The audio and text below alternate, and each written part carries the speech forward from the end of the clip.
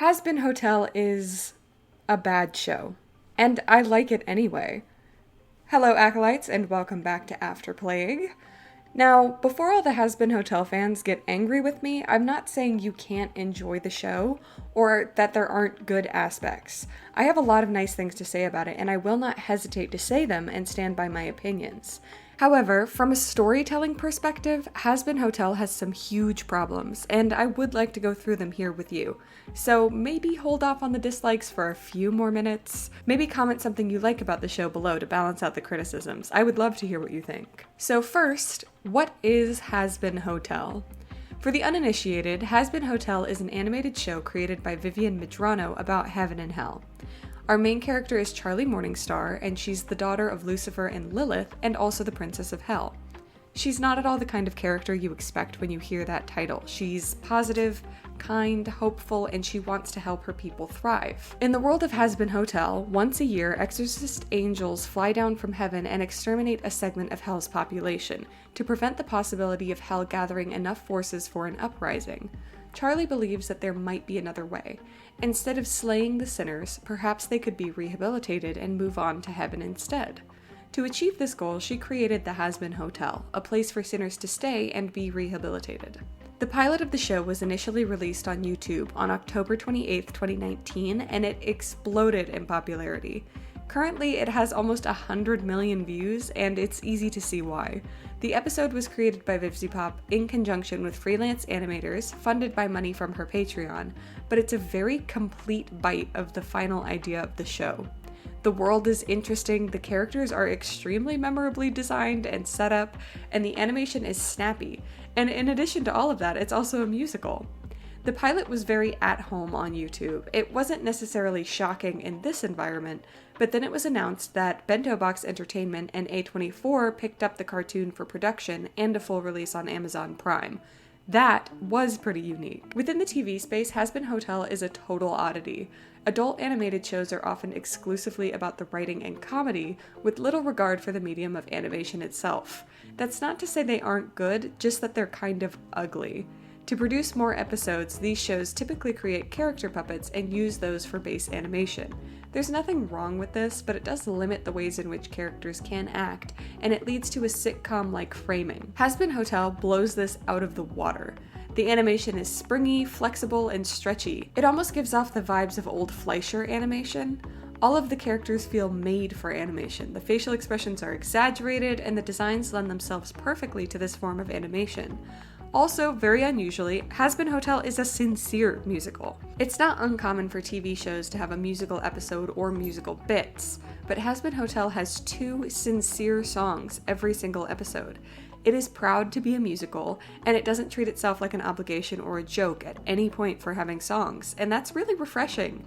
It helps that most of the songs are amazing earworms. They're also massively popular on music streaming platforms, with each song having between 15 and 100 million listens on Spotify. This little indie internet show also pulled a stacked cast. Stephanie Beatrice plays Vaggie, aka Mirabelle. Broadway actors Alex Brightman and Jeremy Jordan play Adam and Lucifer, respectively. Keith David is Husk, and he was Dr. Facilier in Princess and the Frog.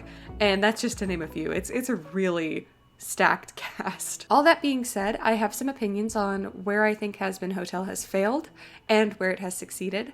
I think the best way to structure this video is to go through each episode semi-quickly, probably not quickly at all, and then dive into tangents where necessary. Also, I'm sick, in case you haven't noticed, sorry.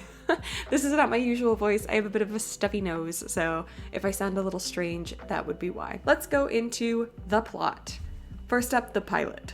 Just a note on the pilot, I'm actually not sure if I should judge the pilot in the same way I would judge the rest of the show, and I'm not sure I can use information in the pilot to understand the show further. I could probably look up whether the pilot is canon, but I think all the information I need should be in the show. I don't really care if the creator said something in an interview or a Q&A or a live stream. 95% of viewers are not going to look that deeply. So if this information is available through other means, please tell me in the comments, but it doesn't affect how I view the show. So the pilot opens on Charlie, our protagonist, singing a song about how she feels like she's a failure, but she's chasing a better life. This opening sequence has a really unique feel and art style, and there's a lot of intrigue about who these shadowy figures are that are behind Charlie when she's talking about being a failure. We can see that one of them is Adam, and one of them could be Lucifer based on the silhouette of his top hat, but the others haven't appeared in the show at all to my knowledge. The exorcists are also introduced here, and immediately they have a presence as well. They're angelic, but definitely not in a passive or comforting way, in the be not afraid kind of way. I think it sets expectations for the tone of the show really well, and gets the audience invested by creating questions for them to look for answers in the rest of the show.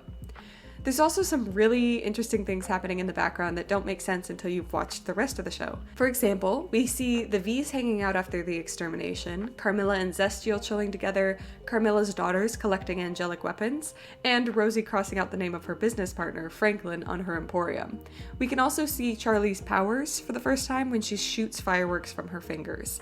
It's not really explored what the full range of Charlie's powers are within the context of the show. I don't think it really matters, but it is a little bit strange that she seems to have, I don't know, sparkler powers. It's odd. The first sinner we get introduced to, and the first character with dialogue, is Angel Dust. He steps out of a car after a paid sexual encounter with another demon, and this guy is like rude to him and stuff, but he's not at all put out by the guy calling him a slut. And after the guy drives away, Angel Dust buys some drugs from a vending machine. I think this is very funny that hell has vending machines that sell drugs. I think that's hilarious.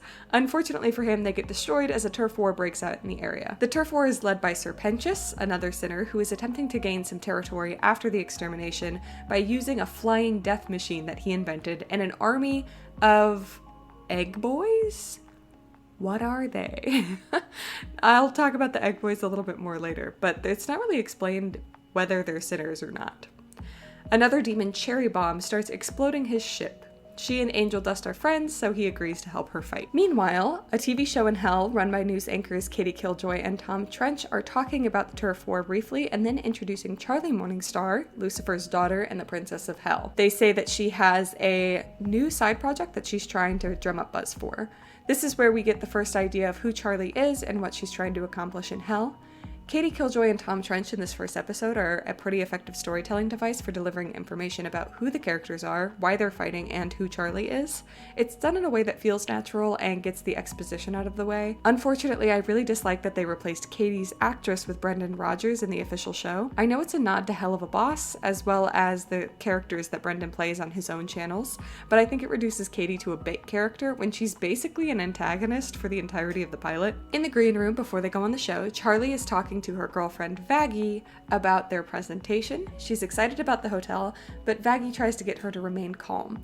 She seems to understand the denizens of hell in a way that Charlie doesn't, warning her not to sing about the hotel to get her point across. In Charlie's speech while she's on the show, we get her motivations and the ultimate goal of the show: redeem sinners so that they can go to heaven. We're also told that the reason for the extermination is to prevent overpopulation in hell, which is later changed slightly in the Amazon Prime show, and I think what they change it to is much better. After she doesn't get a response from her speech alone, she ignores Vaggie's advice and breaks into a song about the hotel. Everyone laughs at her ideas and at the song, and it makes her more sympathetic and likable to the audience. People really like an underdog, and Charlie is an underdog in this story, so I think it works and it makes us very endeared towards her. She tries to defend herself, stating that the hotel already has a client, Angel Dust. Apparently, he's high profile in hell as a famous porn star, so it does give Charlie some legitimacy, but a breaking news bulletin shows that Angel is participating in the turf war, immediately undermining Charlie's point. That's hilarious. When they return to the hotel, Charlie steps out on the balcony to call her mother, Lilith, to tell her that the show didn't go well. Her mother's phone is disconnected, and she hasn't responded to Charlie in a while. We also learn that Lucifer has said something negative to or about Charlie, and it gives us some small hint about their relationship. I think Dad was right about me. Now this is really interesting because it's never mentioned in the Amazon Prime show why Charlie and Lucifer have a poor relationship, but we get the insinuation here that it's because there was some kind of fight or argument or even just some abusive comments from Lucifer. It's weird then that this is never acknowledged again. This is where I wonder about the questionable canonicity of the pilot. Maybe this was scrapped because it made Lucifer look too unlikable, but not giving any actual concrete reason for the breakdown of the relationship really affects how they are able to reconcile. I'll talk more about this when we meet him in the show.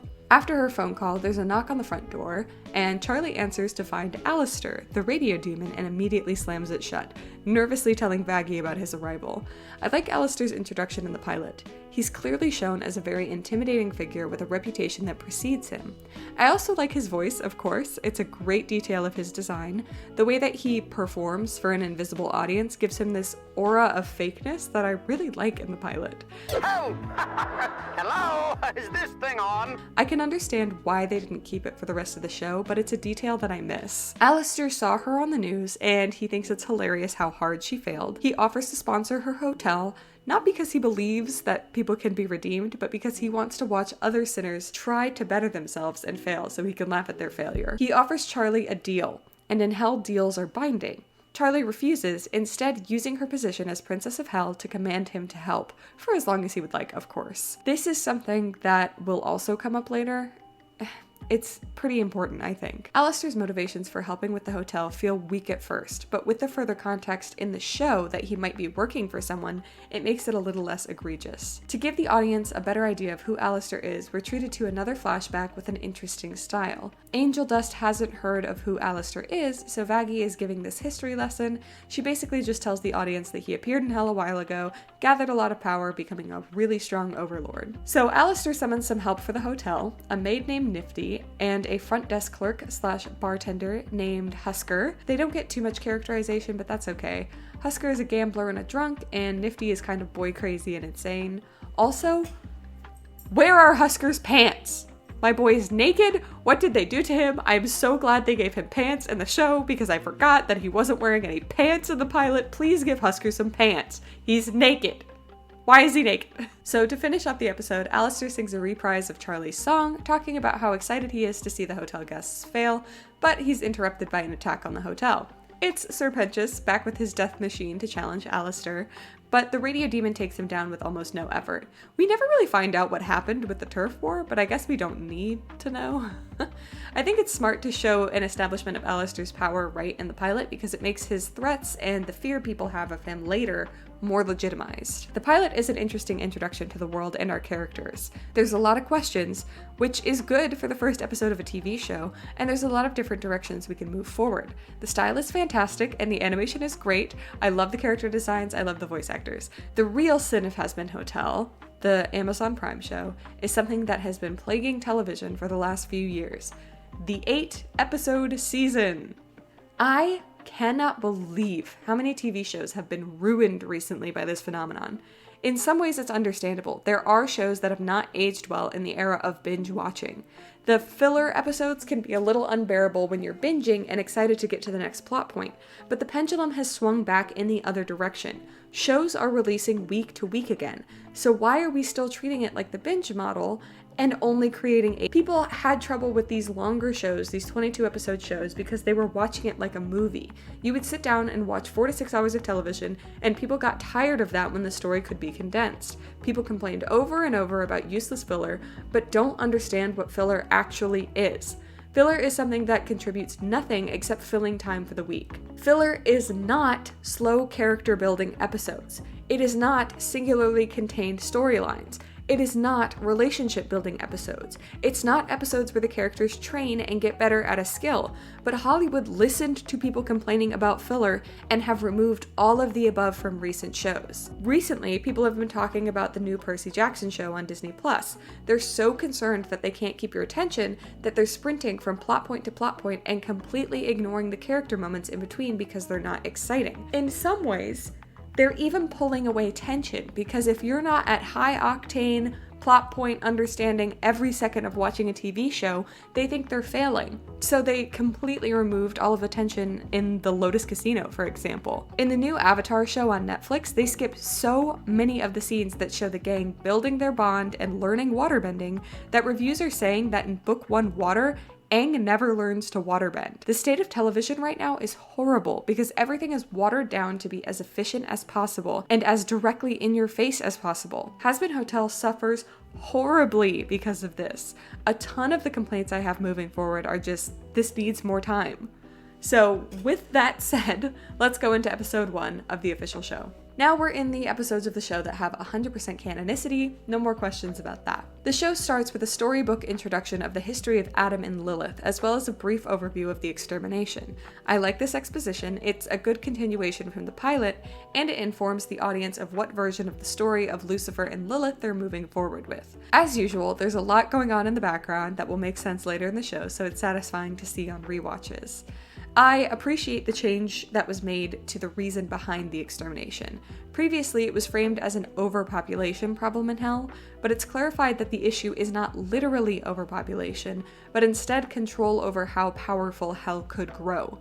It makes a lot more sense and wipes out some of the questions I had about Hell maintaining its own population. This functions as a perfectly viable introduction to the new extermination and backstory we needed to know. The Amazon Prime show introduced new voice actors for most of the cast, and the characters were all slightly redesigned.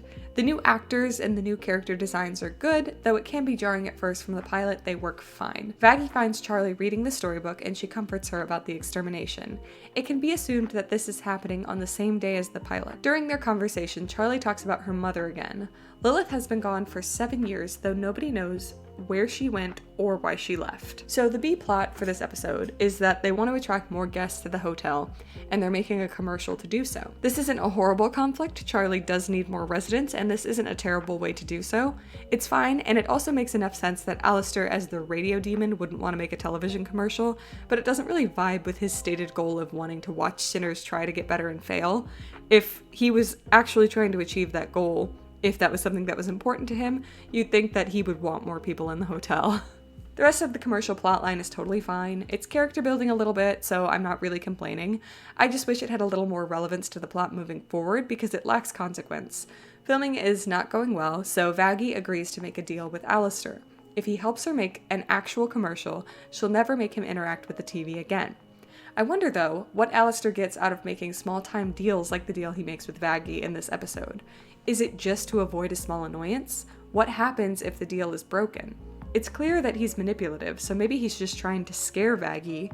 It's also possible that this will somehow come up in the future and have some level of consequence. Right now, though, it's hard to see why this would be important. It's possible that this was just to remind the audience about deal-making. The actual conflict gets introduced with Lucifer calling Charlie and asking her to take a meeting with Heaven for him. The question I have is why? I understand why Lucifer wouldn't want to meet with Adam, he kinda stole both of his wives, but I don't understand why he would send Charlie. Is it because she's old enough now? Is it because he knows about her idea to redeem sinners? Is this the first meeting that they've had with Heaven since the first one about the extermination? Why doesn't Lucifer go? It's entirely possible that meetings with Heaven aren't a regular thing, but when the show goes out of its way to explain often that Charlie has daddy issues, it makes it a little bit weird that this isn't more of a big deal to her. I would understand Charlie being a bit naive and unsuspicious because of her character, but we see later that this grace doesn't really extend to her father because she feels like he's unsupportive of her. In any case, Charlie is thrilled, and she dances down the street singing the song Happy Day in Hell. I'm going to go more in depth over all of the songs later in this video, and I'll even give you my own personal ranking. She arrives at her meeting with Adam, and I like his introduction. He is absolutely not what you would expect from an angel, and it immediately displays Heaven's hypocrisy. He's crude, misogynistic, condescending, and just the worst. It does beg the question of what gets someone into heaven if this is what he's like. It hasn't really been explored what exactly is the determining factor, but I'm sure we'll get more of an explanation in season 2. Charlie is rightly upset about the extermination, and she tries to pitch her hotel, saying that everyone makes mistakes, and everyone doesn't deserve to burn in all eternity for their mistake. But Lute says that angels don't make mistakes, and Adam agrees. I've never made a mistake in my fucking life. This is odd and kind of funny, I guess. He's pretty famously made one of the worst mistakes in human history by eating the fruit of knowledge and allowing evil into the world. It makes me wonder if in this version of the theology, Eve is considered primarily responsible for the fall of humanity. Why did Adam become an angel instead of a regular soul in heaven? It's also established that angels clearly do make mistakes because of Lucifer and his fall. I could see how The propagandized exorcists believe that Lucifer was just a fluke or evil from the start, but I feel like this is an easily won argument by Charlie if she just thought about it a little bit more. There are also some more minor questions, like how did Lucifer negotiate for the Hellborn when it came to the extermination? What power did he have over the angels to negotiate at all? Because they could have just said no, so he must have had something over them. Can the Hellborn rise up against the people in heaven? Why is that not considered as much of a problem as the sinners? It makes me wonder as well, why are the angels concerned about the denizens of hell rising up and rebelling if angels can't be harmed by sinners, right? Like, that doesn't really make a lot of sense. Are they worried about the souls in heaven being injured? I could see that, but it's not entirely clear. So Adam interrupts Charlie's pitch of the hotel, mocking her idea and singing about how the sinners deserve their fates. He also informs her that they're moving the extermination up and the next one will be in 6 months instead of a year. I like the intrigue of moving the extermination up. It's a great source of questions that we do get an answer for in this episode. Right at the end, it's revealed that somehow, during the last extermination, a sinner managed to kill one of the exorcists. I think the dead angel is a very intriguing proposition, and it definitely was a driving force in the story. As the audience, we want to find out who killed them and how, and the head of the angel is also missing. Clearly somebody has that. Contextually, from their conversation, we can see that this is an extremely rare event, so it perpetuates the idea that angels are very difficult or practically impossible to kill. The episode ends with Charlie going home and being surprised that her friends made the commercial for her while she's gone, but we don't get to see it because it's interrupted by a news broadcast announcing the new timetable for the extermination. I think the whole commercial B-plot was ultimately a waste of time. We don't really get a ton of information about the world or the characters from it.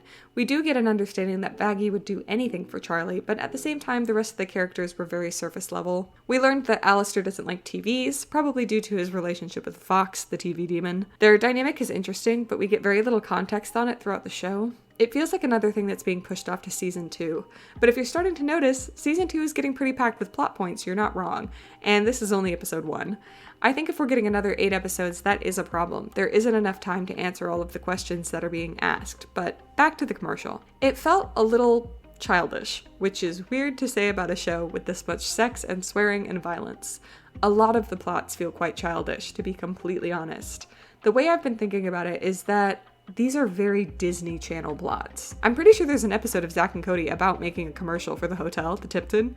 There's nothing particularly hell-focused about it. The deal with Alastor doesn't come back up this season, and the commercial doesn't have any impact on the narrative.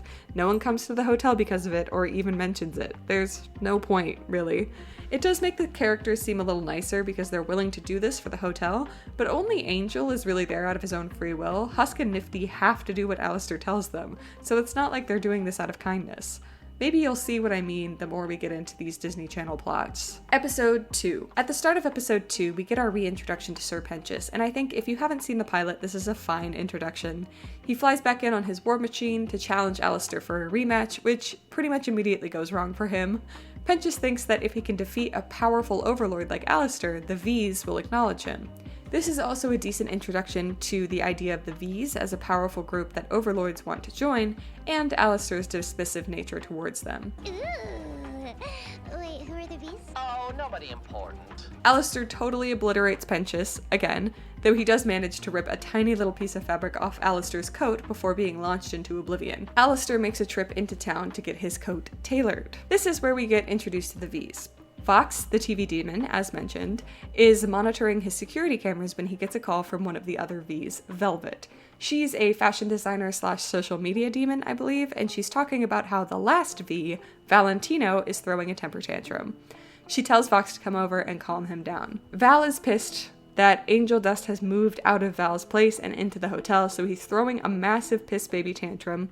Fox convinces him not to kill Angel because it wouldn't be a good look for a powerful overlord of hell to be chasing down some random demon. Valentino mentions that Alastor is also hanging out at the hotel, and this pisses Fox off because he didn't know Alastor was back in town. The realization that Alastor is back in town sends Fox into another song, Stayed Gone, one that's specifically about him using his television propaganda machine to take down Alastor. It doesn't work at all, and Fox comes across as desperate and embarrassing.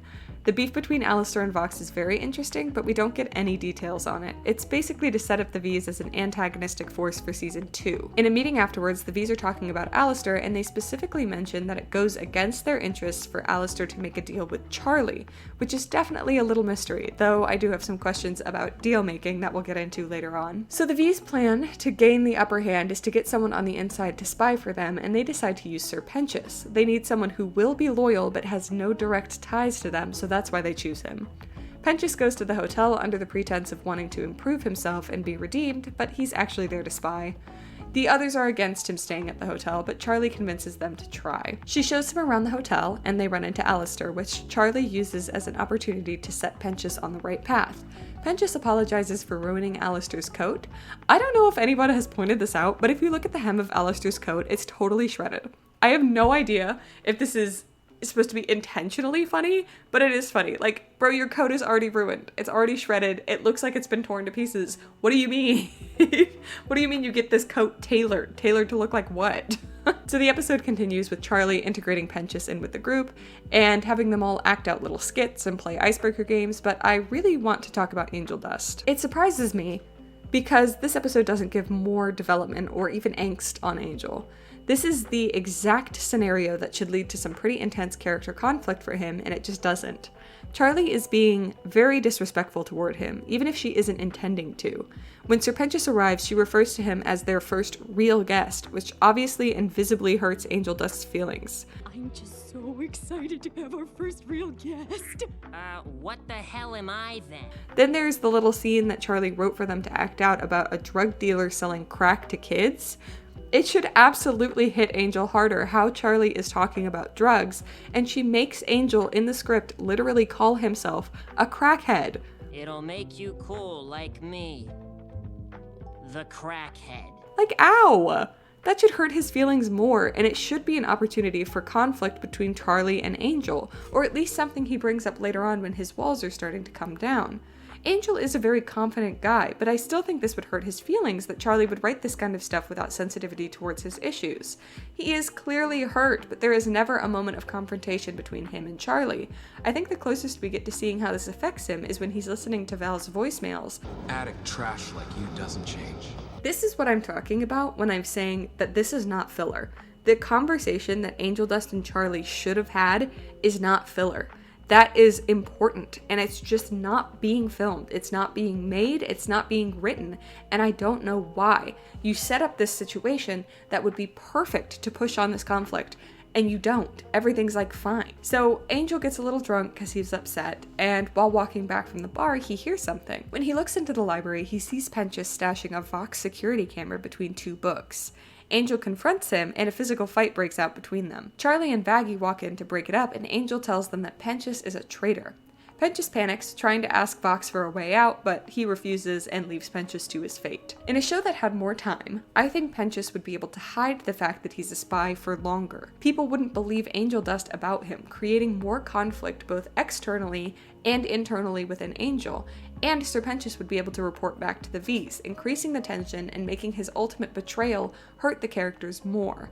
The next episode is about trust, and it would also make the issue of them not trusting each other more meaningful, but none of that happens. They've known Pentious for less than a day when he's caught. It reduces the impact of everything. Angel and Vaggie want to kill him, but Charlie convinces them to give him a second chance, and they sing It Starts With Sorry, a song about saying sorry being the first step towards redemption. He apologizes, and they decide to move on. This episode is fine, and I like Pentious as a character, but if any of these plots had just a little bit more time to breathe and develop, we would be seeing much better emotional impacts. As is, we just move on. Episode 3. This episode opens with Sir Pentious receiving a shipment of weapons from Carmilla Carmine, a notorious arms dealer in Hell. Vaggie says he cannot have weapons in the hotel because they need to learn to trust each other, but Pentious is suspicious.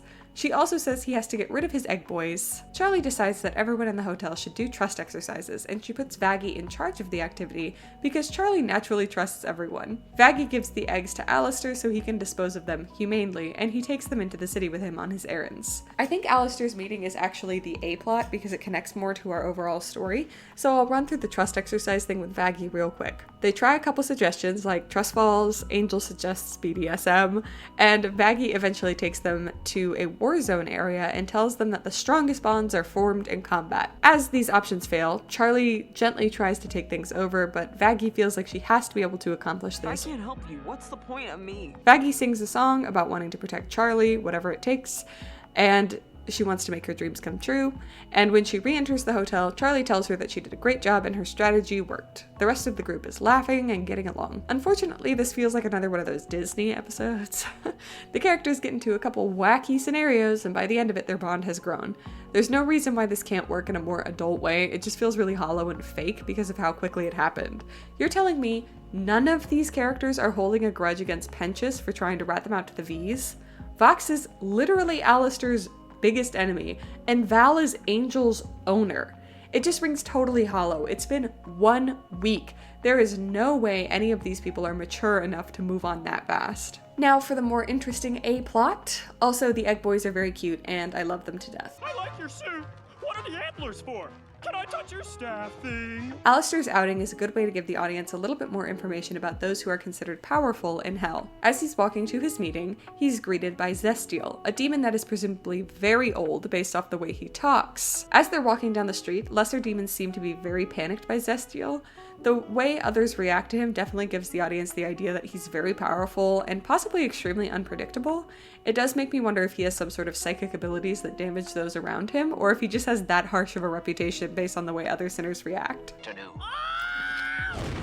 They both arrive at the meeting, along with several other overlords. Alastor tells the Egg Boys to stay outside and guard the door, but one of them comes with him. Carmilla is leading the meeting, talking about the most recent extermination and how they're going to prepare for the next one. We don't get as much information as I'd like about the way the extermination is affecting the overlords before Velvet interrupts. Carmilla was talking about how to minimize its impacts on their interests, and I would actually like to know what their interests are. Financial? Human cost? Does she mean reinforcing or hiding important targets? We never really find out. Velvet interrupts her, and she's there as a representative of the V's, but the other two don't come. Before Carmilla can continue, Velvet reveals that she has the head of the dead exorcist. Everyone is obviously shocked, and Velvet uses this as an opportunity to try and rally the overlords for an offensive against the angels. The reveal of the exorcist's head at the meeting is great, and it leads to an excellent discussion among the overlords, but I wonder what the V's have to gain by fighting the exorcists.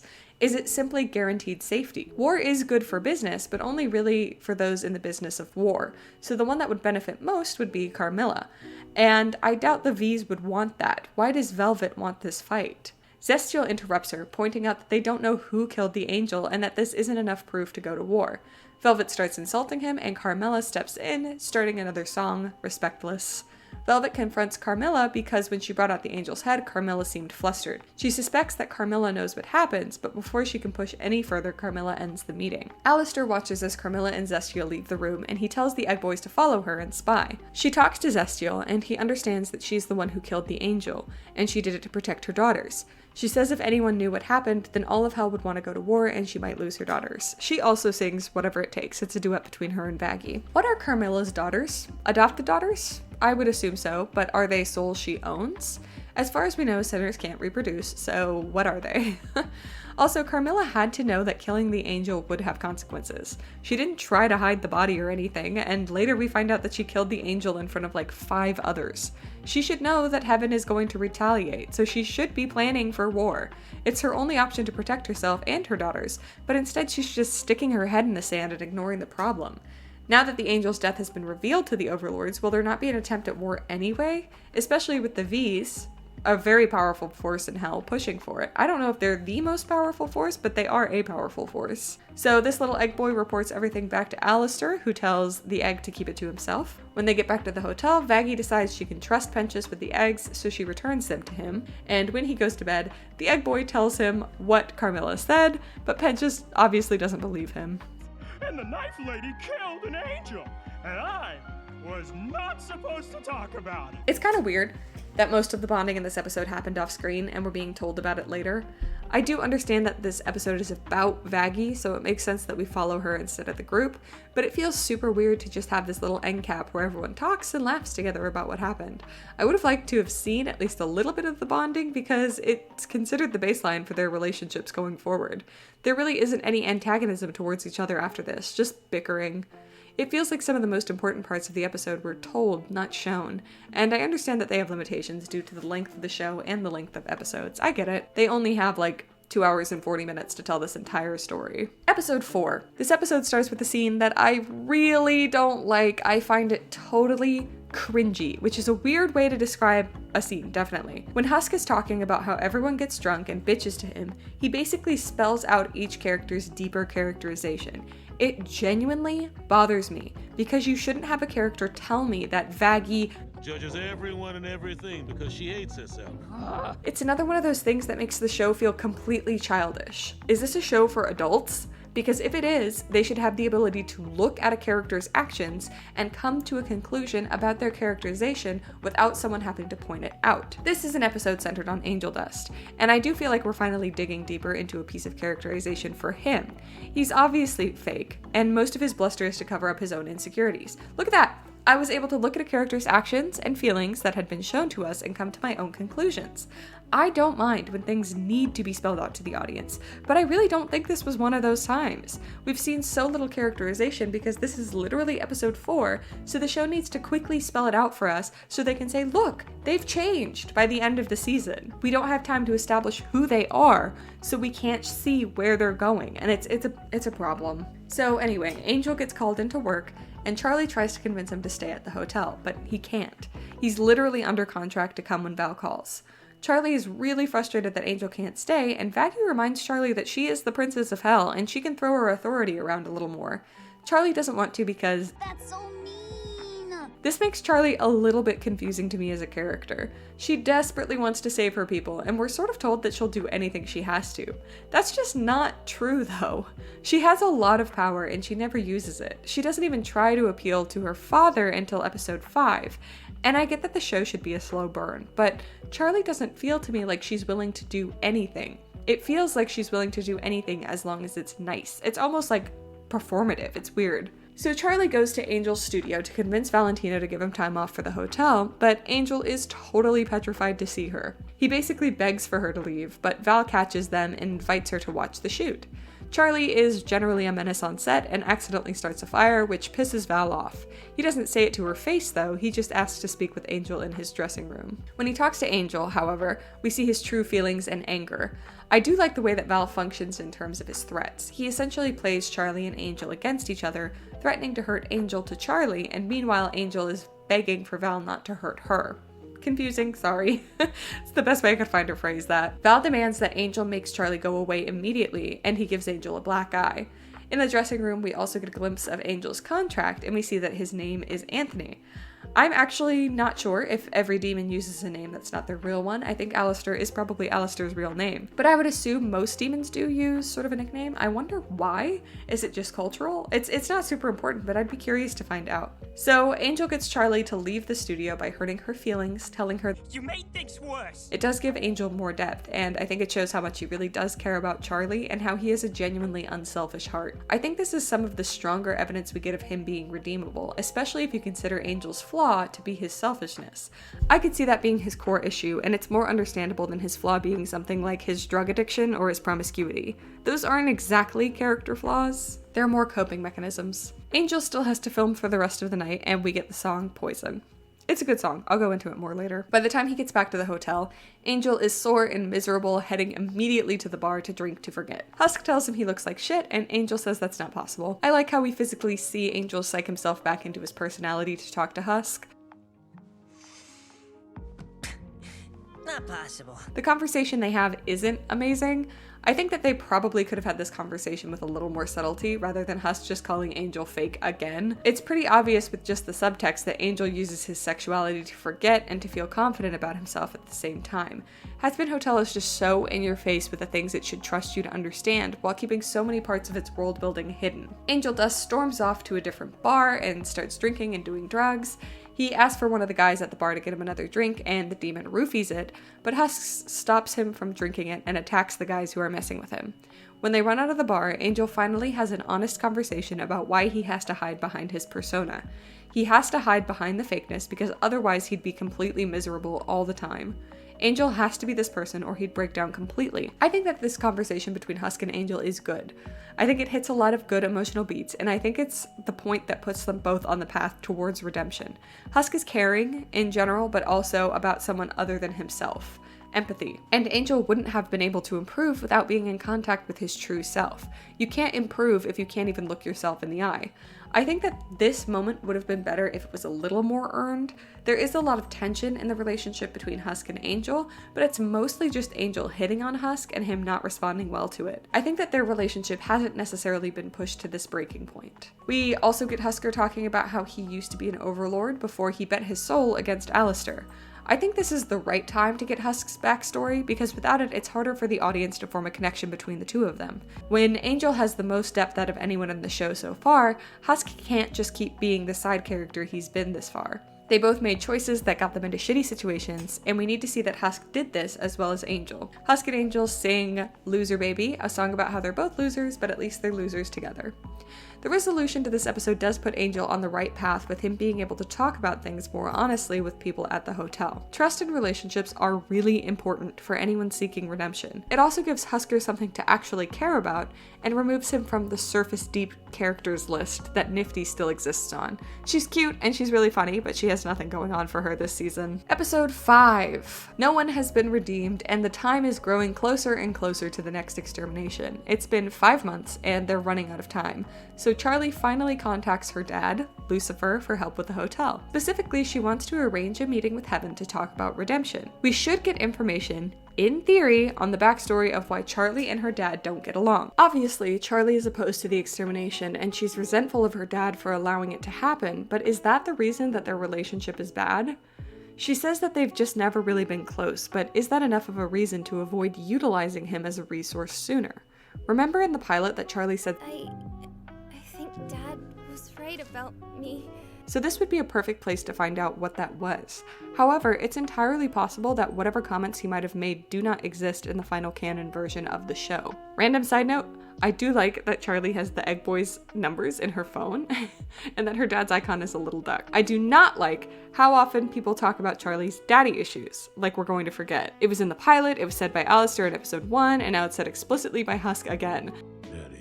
This is one of those things that we don't need spelled out. There are a lot of ways to show she has daddy issues without saying it. Lucifer isn't a very intimidating figure. He spends most of his time making little rubber ducks because he's so depressed. He's extremely excited that Charlie is the one calling him, and he's thrilled when she invites him over to the hotel. Lucifer initially says no to her going to Heaven and pitching the hotel though, which obviously upsets Charlie. Lucifer agrees to come to the hotel because he wants to see Charlie, and she thinks that she can convince him to get her a meeting with Heaven if he sees what she's trying to do at the hotel. When he arrives, he's very happy and he gives Charlie a big hug right away.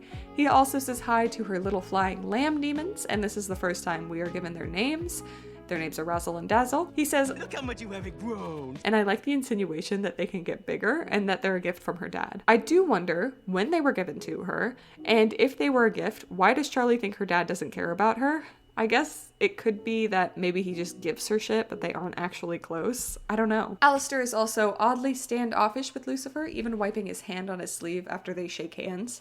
I think we're supposed to ask why Alastor doesn't like Lucifer. It must have something to do with Lilith, or maybe Alastor just doesn't like people who are more powerful than him. I do think it's silly how strong some fans of Hazbin Hotel think Alastor is, and that he could be any actual match for Lucifer. He absolutely could not. Alastor is a strong overlord, but there is no way he's stronger than Lucifer. Alastor seems to be trying to make Lucifer jealous by using his closeness to Charlie, but that's really strange because Charlie and Alastor are not close.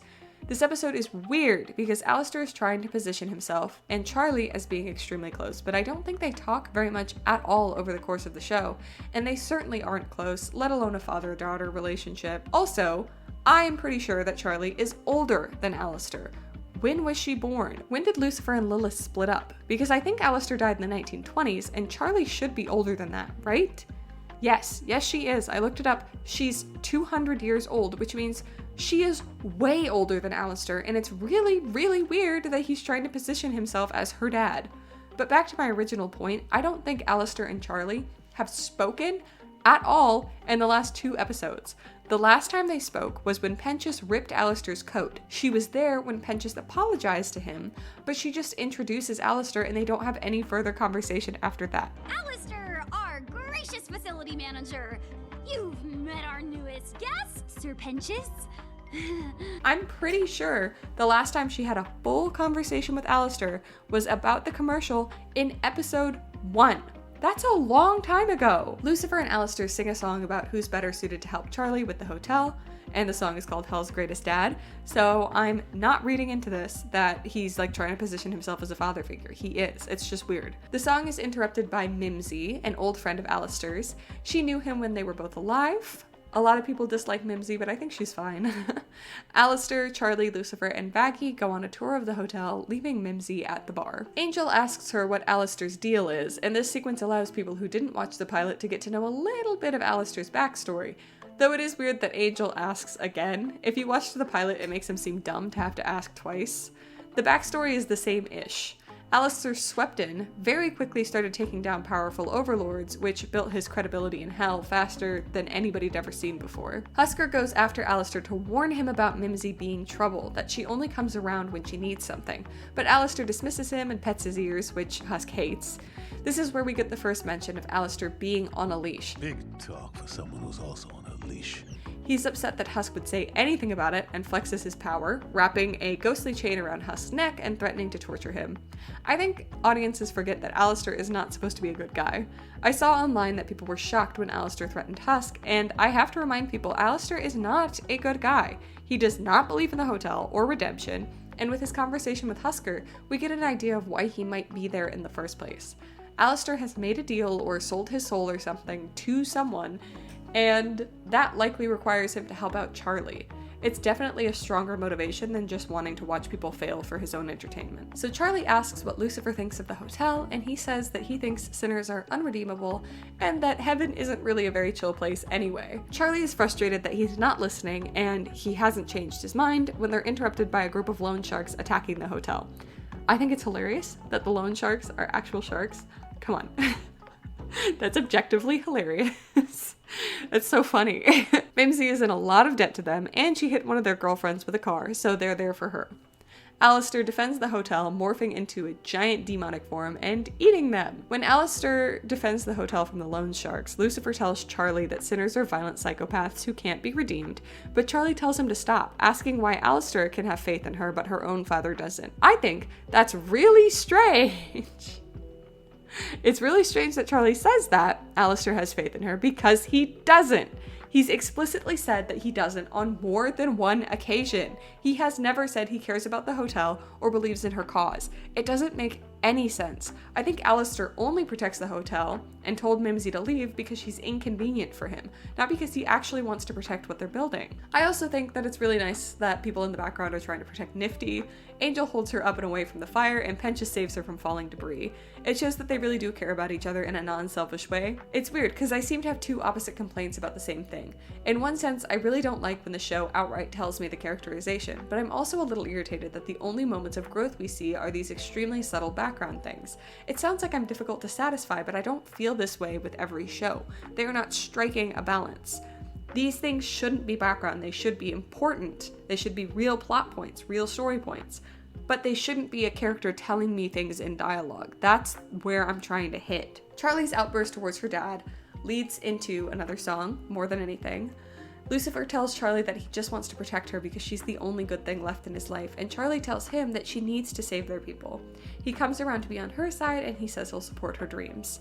The problem with this song is that it resolves their issues before we really get to figure out what was between them, which is telling the story backwards.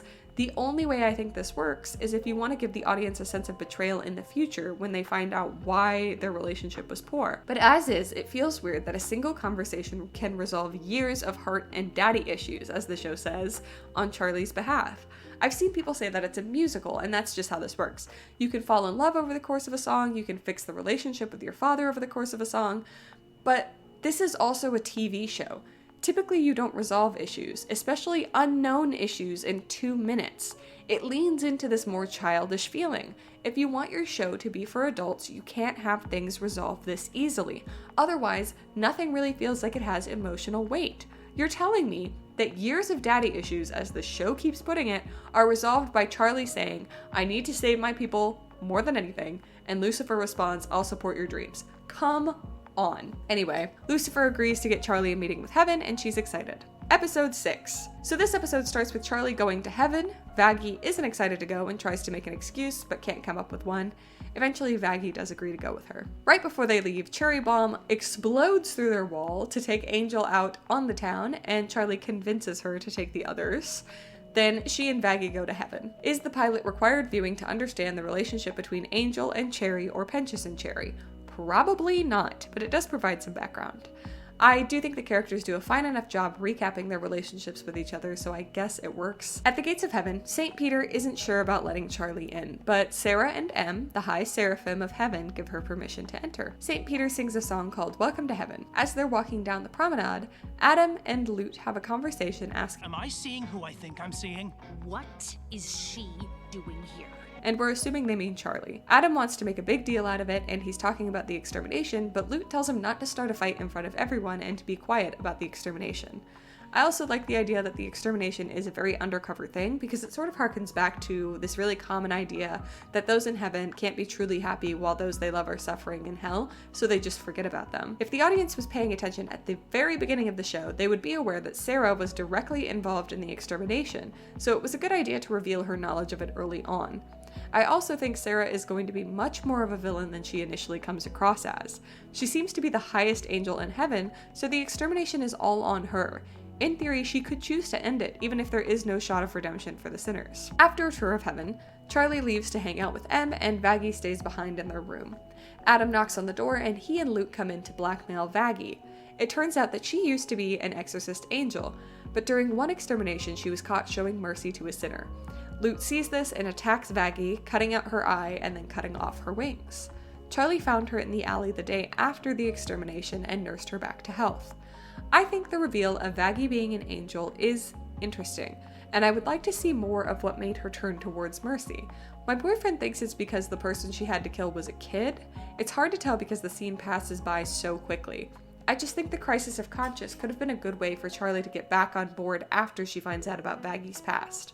Also, I think a lot of the time the action happens too quickly in Hazbin Hotel. Frenchie and I have watched the show together twice, and both times he thought Lute slit Vaggie's throat instead of cutting off her wings. It's great that the animation is snappy, but sometimes it's okay to slow down and show what you're trying to show. Adam wants Vaggie to make sure that the trial goes in his favor, so he says if she doesn't sabotage Charlie, he'll reveal that Vaggie has killed thousands of Charlie's citizens. The unfortunate thing about Adam's deal and this threat is that we do not get much time at all for it to hang over our heads.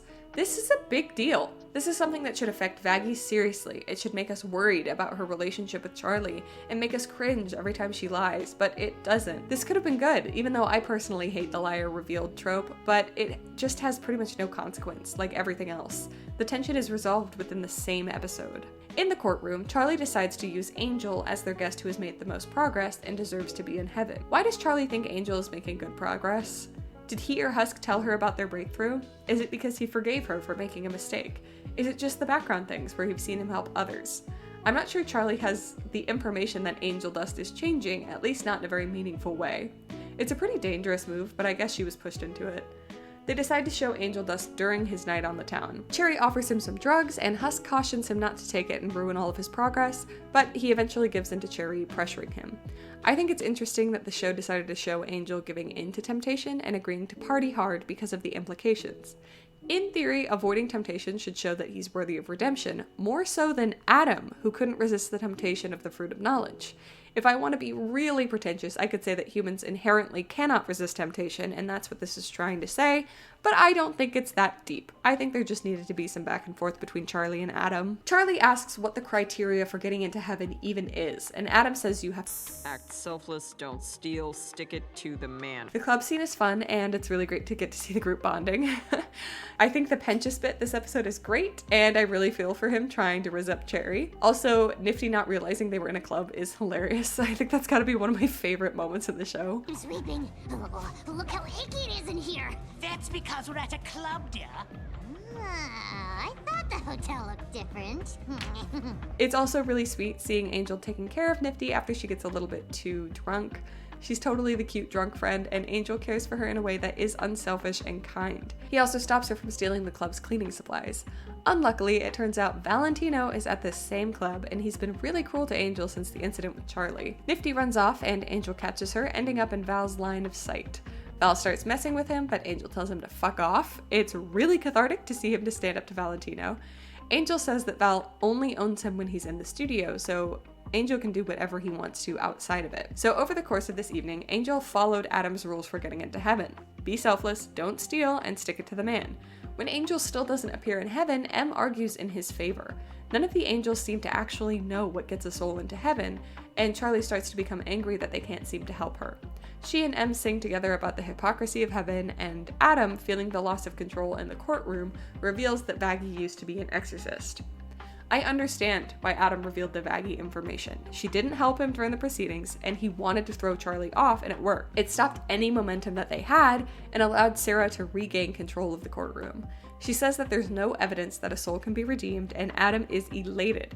He says when they come down for the extermination, the exorcists are going to go after her hotel first. Then he sends Charlie and Vaggie back to hell. M is really angry with Sarah about the extermination. But Sarah says that they had to have the extermination because the sinners were rising up against heaven. Sarah's reasoning is good enough to keep the rest of the angels in line with her idea. It would probably be dangerous if sinners in their current state caused an uprising in heaven because they're all horrible. Sarah warns that M shouldn't question further or she could end up fallen. I wonder how many angels have fallen and what is the criteria for being a fallen angel? How strict is the system?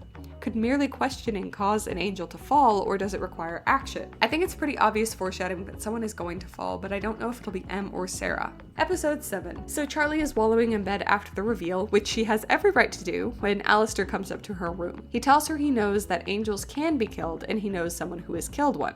Carmilla. Charlie makes a deal with him to find out that information. Alastor's deal is one favor of his choosing which harms no one. But what is the definition of harm? Does it include emotional harm? Does it include small butterfly effects that could harm others in the future? I don't need the answers to these questions right now, and I'm willing to let go of some of my gripes because the deal is a cool scene.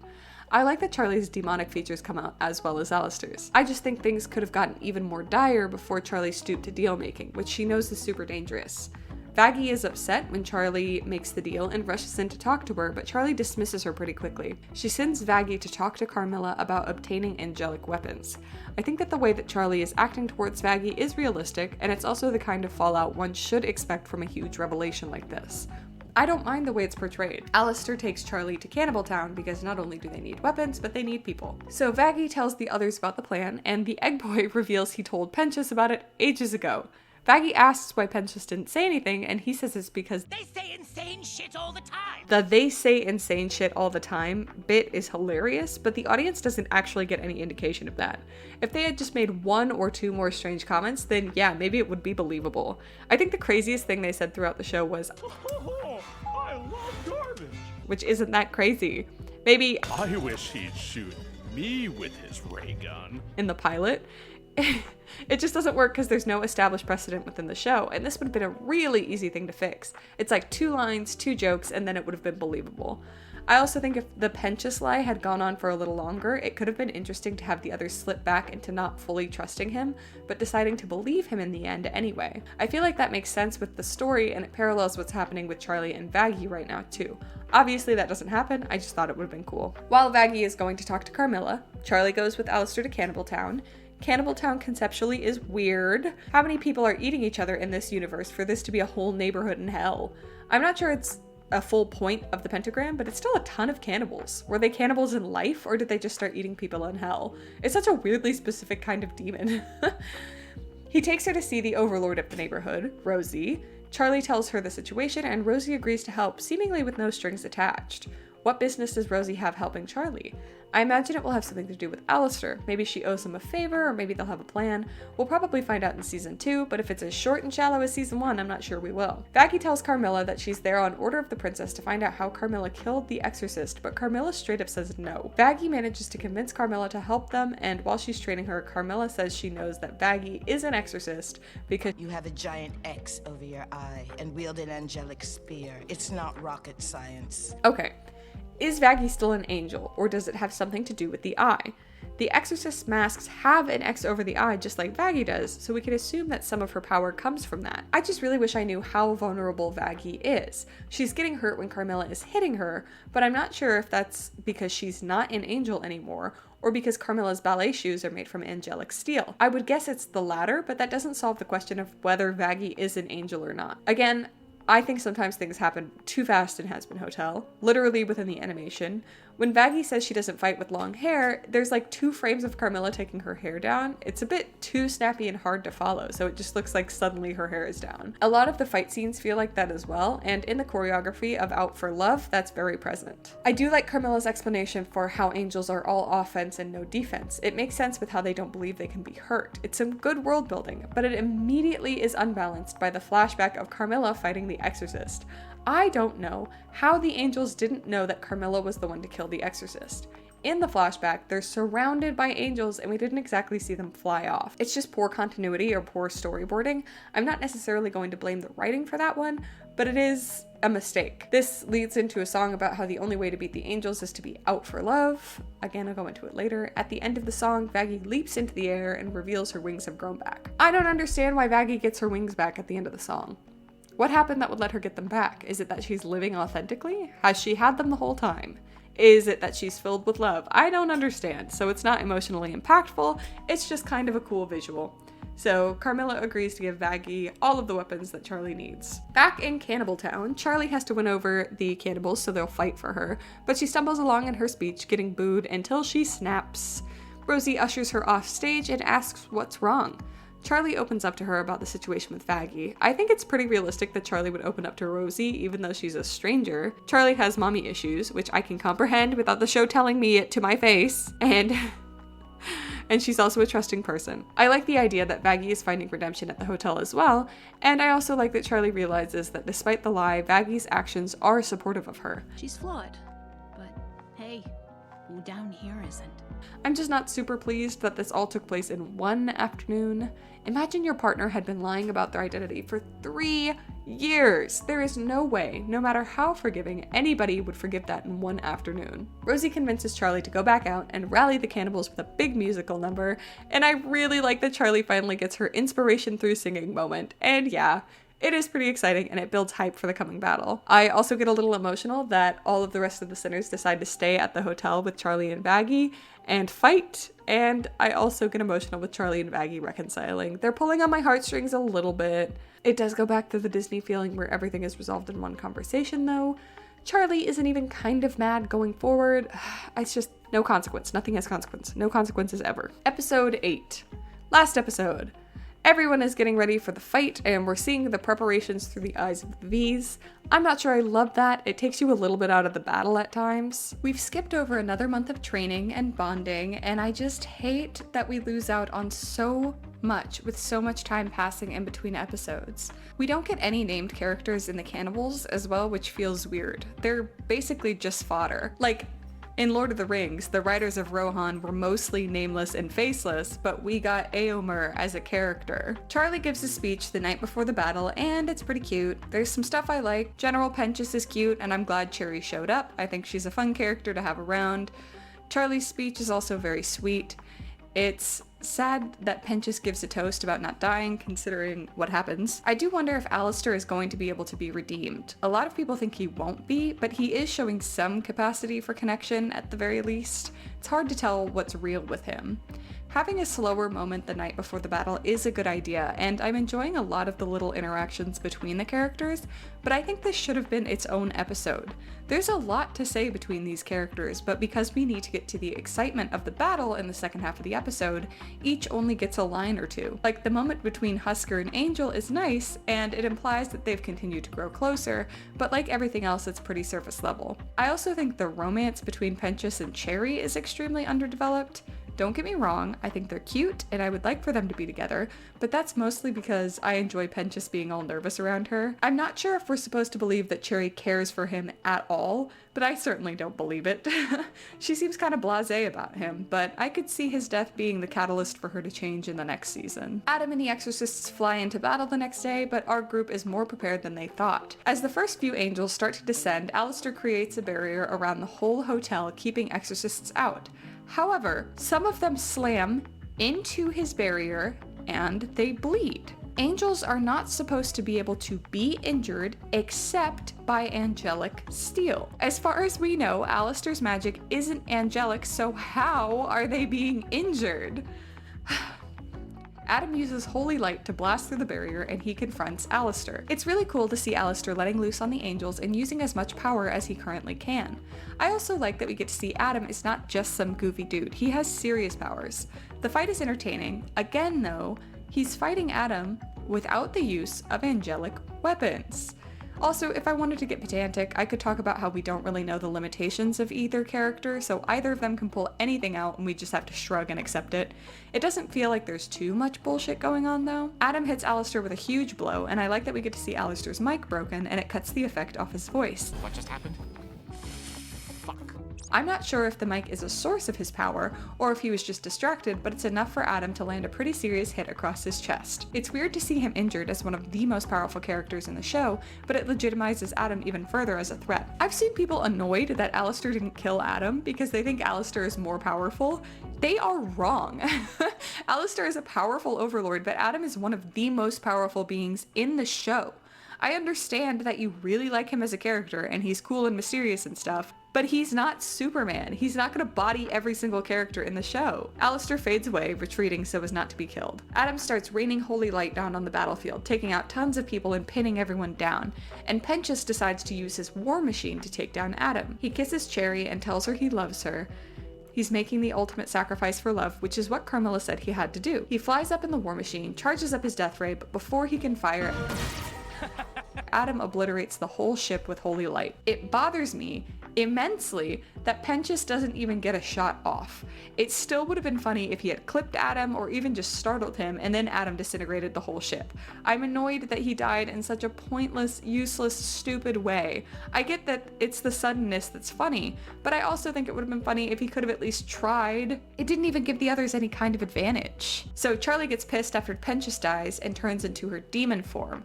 She summons Razzle and Dazzle and they turn into giant dragons so she can fly up and start fighting Adam. Why weren't Razzle and Dazzle in their large forms for the whole fight? I guess it's because they wouldn't have been effective against the angels because they don't have angelic weapons. It still seems like it would be useful. I don't know. Why wasn't Charlie fighting full force? I can accept that maybe she needs to be angry to trigger it, or maybe it takes a lot of strength. I think that the Razzle and Dazzle thing was so mishandled. They're here for 1 second, literally, and then one of them immediately dies. We have no clue what they can do, what their powers are, anything. One of them dies seconds after transforming. That's so disappointing. Whichever dragon it was, Vaggie was piloting, I guess, riding, and it was the one that Lute killed. Both of them crash through the ceiling of the hotel and they fight one-on-one. The fight between Vaggie and Lute is good. It gives a sense of how much of a better fighter Lute is than Vaggie. But I have to be annoying about the angelic weapons thing again. Vaggie should not be able to do any damage to Lute at all. She doesn't have angelic brass knuckles on. The walls aren't made of angelic steel. I don't know, it's just so dumb. Also, the fight choreography is too fast. It's happening too fast. I'm sorry. Meanwhile, Charlie goes after Adam. She's in full demon form, and I like this design a lot. I also cheered when she got a solid hit on Adam, though it does not last very long and he starts kicking her ass. We don't really know how strong she is, but she seems pretty weak. I think it's mostly because she's not trained in how to fight, but she has had at least a month of training in using her powers. She should be able to put up a little more fight. Vaggie manages to pin Lute down under rubble and win the fight. But when Lute tells Vaggie to kill her to correct the mistake of showing mercy to the demons, Vaggie refuses as a power play or something.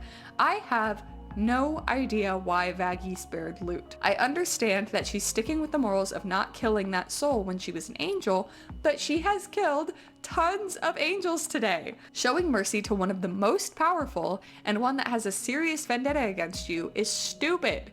It's that ridiculous like grunts versus named characters bullshit that people always complain about when this exact trope happens. Is it because she's fighting for love instead of vengeance? I don't know. Again, she's already killed tons of angels. I do like that Lute literally rips her arm off to keep fighting though. That's pretty badass, and I think it proves her dedication to Adam. Vaggie flies off to help Charlie, who is still fighting Adam, but she gets pinned down by Lute, and just when it seems like the fight is lost, Lucifer attacks Adam.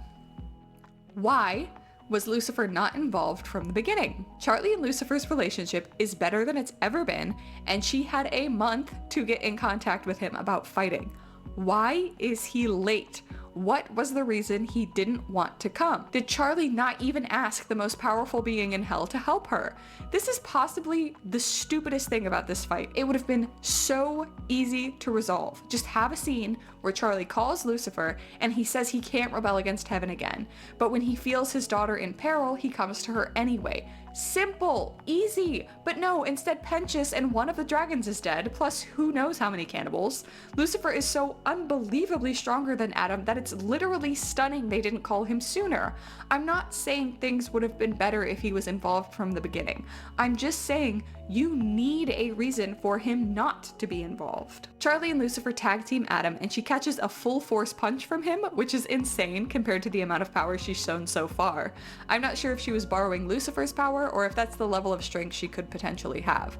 They slam Adam into the ground and then Lucifer attacks him, beating him down until Charlie says he's had enough. Charlie requests mercy. I don't know why they showed Adam mercy either. It's a really bad idea to leave your enemies alive.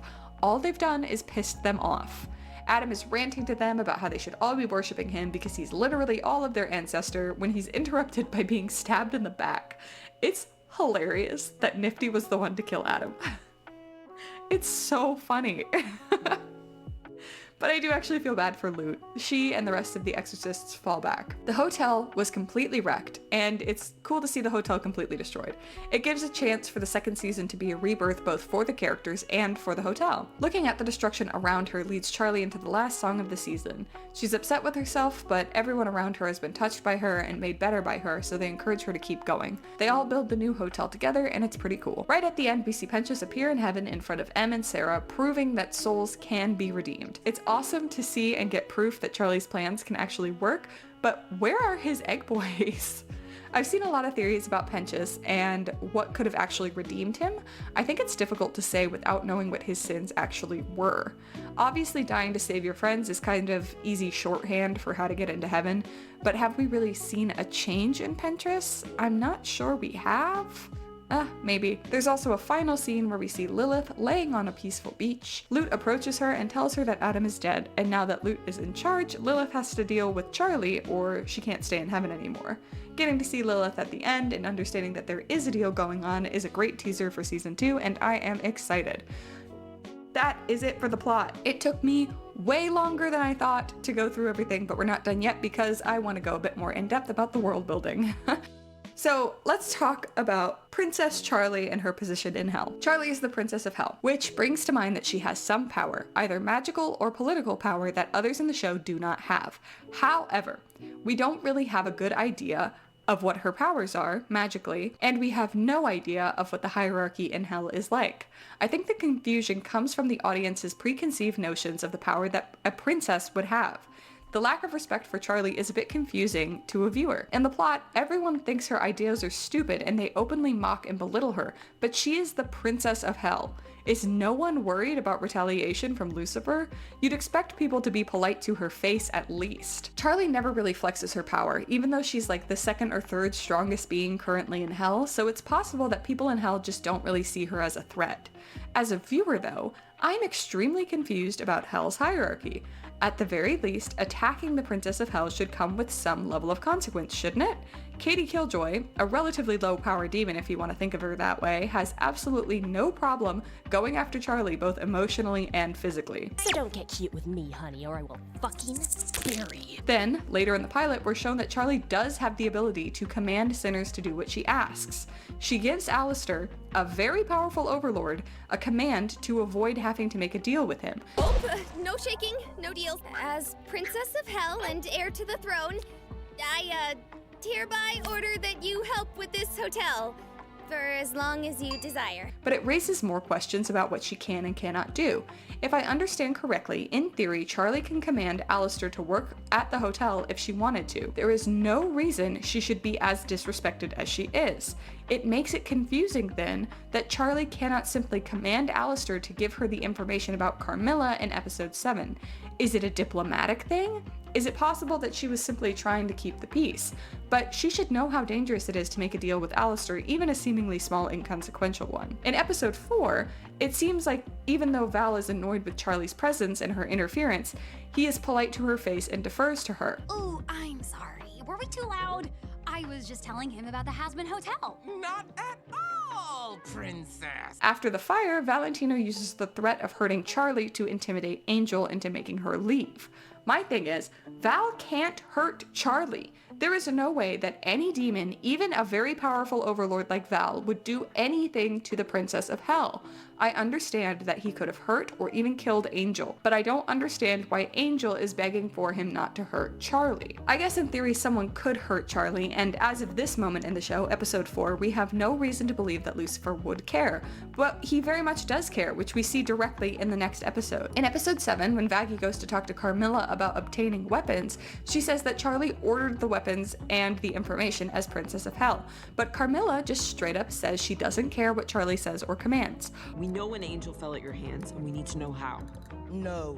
What do you mean, no? The Princess of Hell means nothing to me. Why can Carmilla say no to Charlie? She's literally the Princess of Hell. She should have an incredible amount of authority. I guess I understand that Carmilla is powerful, but what the hell is the structure in hell? It's genuinely affected my enjoyment of the story because I don't understand what the limits are to Charlie's powers and authority. Is she like a politician? Like, theoretically she should have power over people, but she can't just go and do whatever she wants? That's the situation that makes the most sense here, I suppose. I understand that there should be barriers to Charlie's power, otherwise the plot would be too easy, but I think having everyone in hell ignore Charlie's authority is a lazy way to deal with her political power. Speaking of Carmilla, let's talk about angelic weapons. Angelic weapons. The way that angelic weapons are integrated into the show is terrible. I'm sorry, but it really is. Alastor knows that angels can be harmed by angelic weapons because of what Eggboy overheard with Carmilla, but Vaggie should also know that. She was literally injured by Lute wielding an angelic weapon. I don't know what the logic is here. Maybe Vaggie thought she had fallen and that's why she was able to be injured, but we don't have any evidence of that. We don't even know what falling looks like. It also does feel a little strange that no one else notices that Vaggie wields an angelic spear. Maybe they think she just picked it up on Extermination Day. We do see that Carmilla's girls collect the others, so that could explain why no one in hell has angelic weapons. Except Carmilla sells them, so other people in hell should definitely have angelic weapons. We even see that Stryker from Hell of a Boss has purchased an angelic weapon from Carmilla. Oh my crumbles.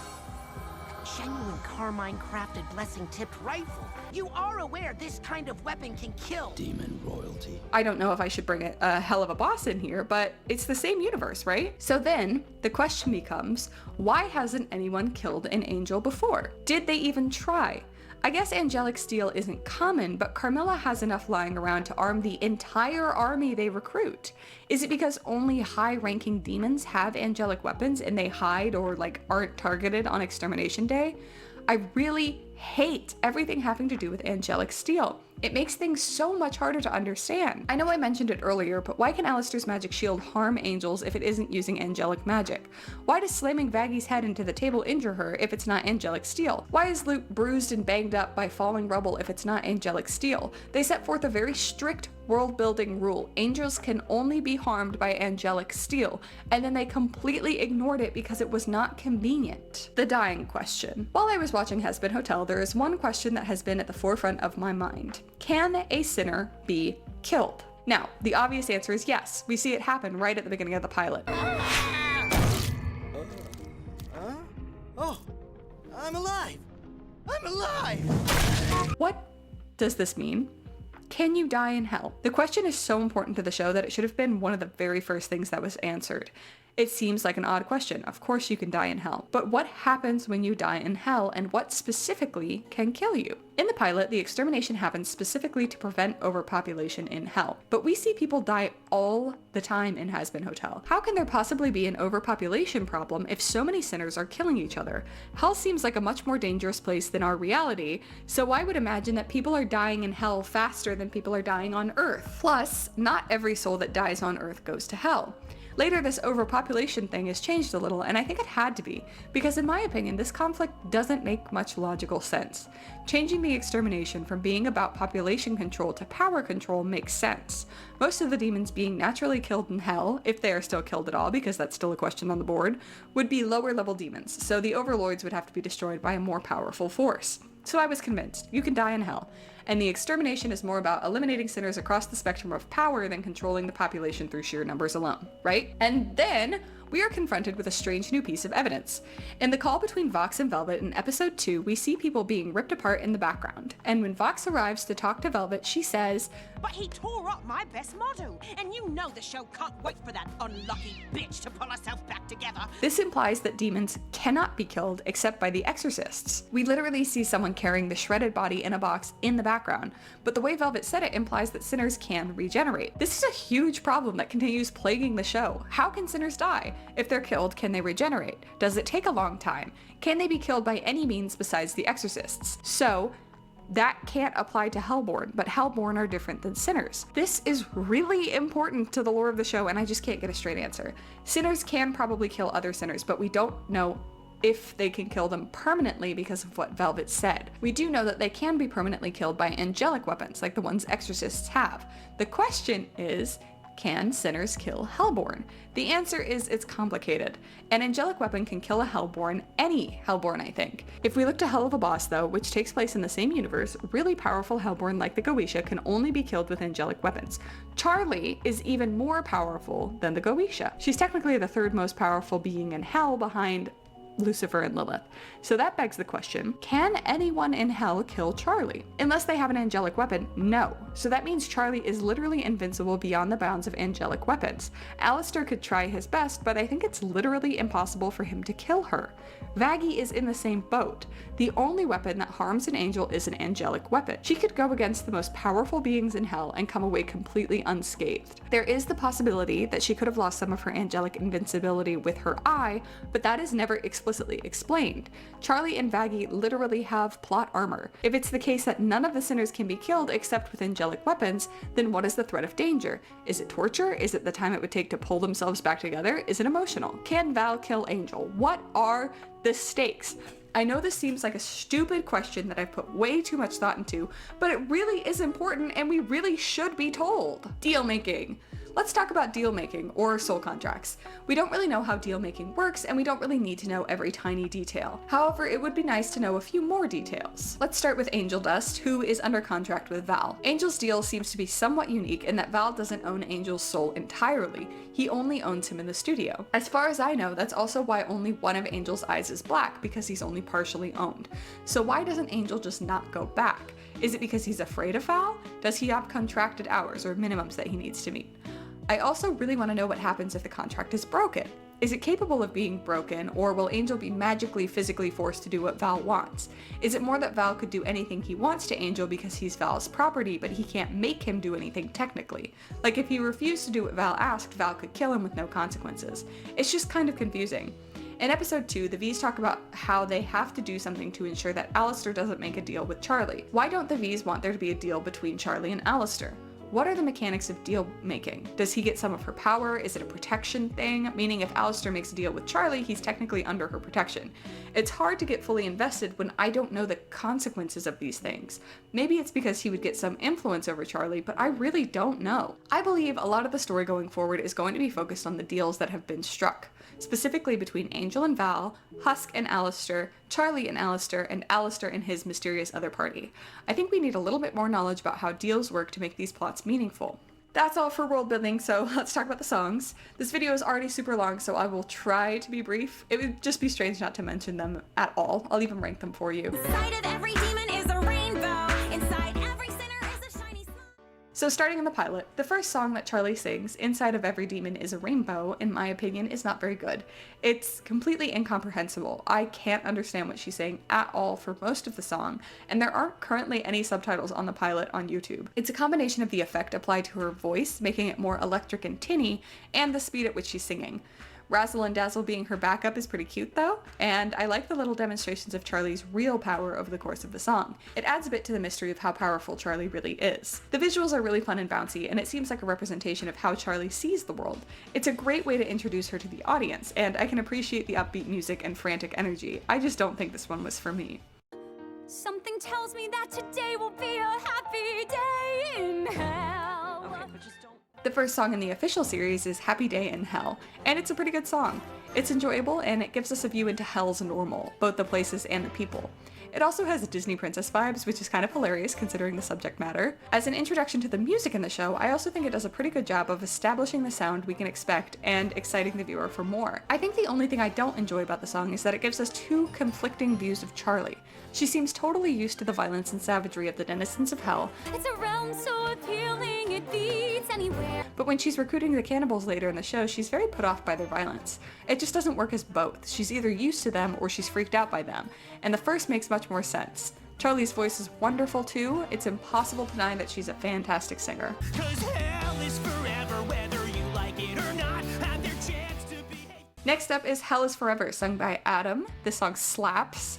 I really like the electric guitar in the music, especially considering Adam's guitar acts when he's fighting Alastor later on. Lute as backup also sounds great. In the lyrics, Adam says The rules are black and white. that the rules for who gets into heaven are black and white, which I know comes up later in the show as well in another song, so I'm wondering if maybe that is the point of failure for souls getting into heaven. If there's no gray area in the rules, it becomes unfair for a soul to be sent to hell. However, we also don't really get any examples of average-ish people going to hell. Maybe there are some unfair sins that you could point to, like sexuality or drug addiction, but most of the sinners we see are violent murderers. I understand that they can receive redemption, but I'm not sure that they don't deserve to be in hell in the first place. If we saw more people that weren't totally horrible, it would at least be a little easier to take Charlie's side. But as is, her people need a lot of work before they can be redeemed, and as such, I'm kind of on Adam's side. Welcome home. I'm gonna make you wish that you'd stayed gone. Say hello. The first song in episode 2 is Stayed Gone. I like it as a song, but I think that it makes Vox look too weak and pathetic. I don't really buy him as this huge powerhouse threat that he's supposed to be. I understand that he's panicking and insecure in his position, but there's no bite behind him at all. Vox should be a master at propaganda.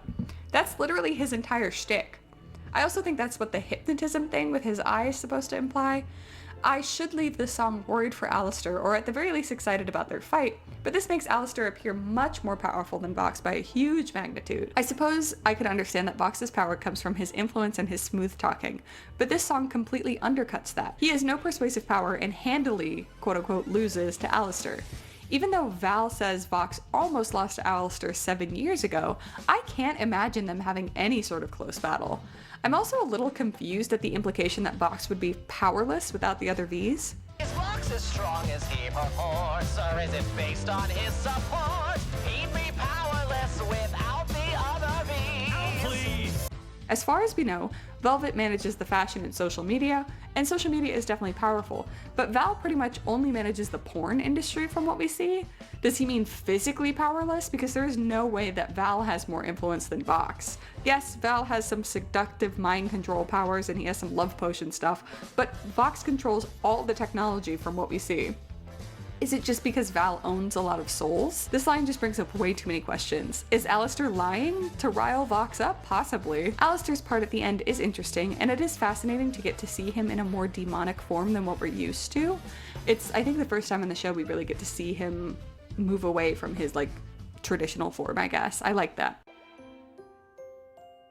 It starts with sorry. That's your foot in the door.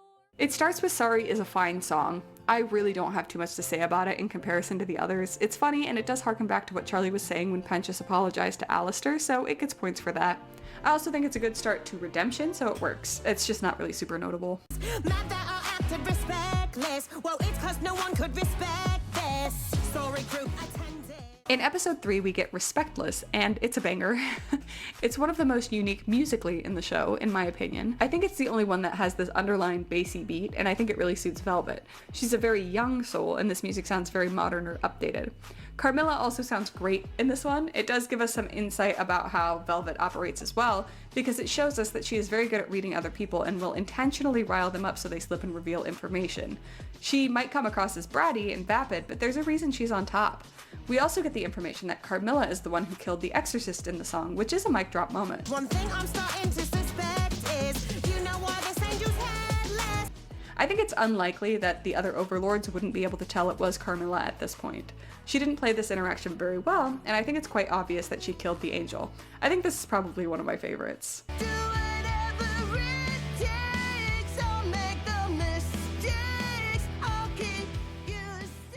The second song in this episode, Whatever It Takes, I don't think is very good. I think that Carmilla's voice is very powerful and works excellently within this rock ballad, but I don't really think that Vaggie's voice is strong enough to stand up to the instrumentals.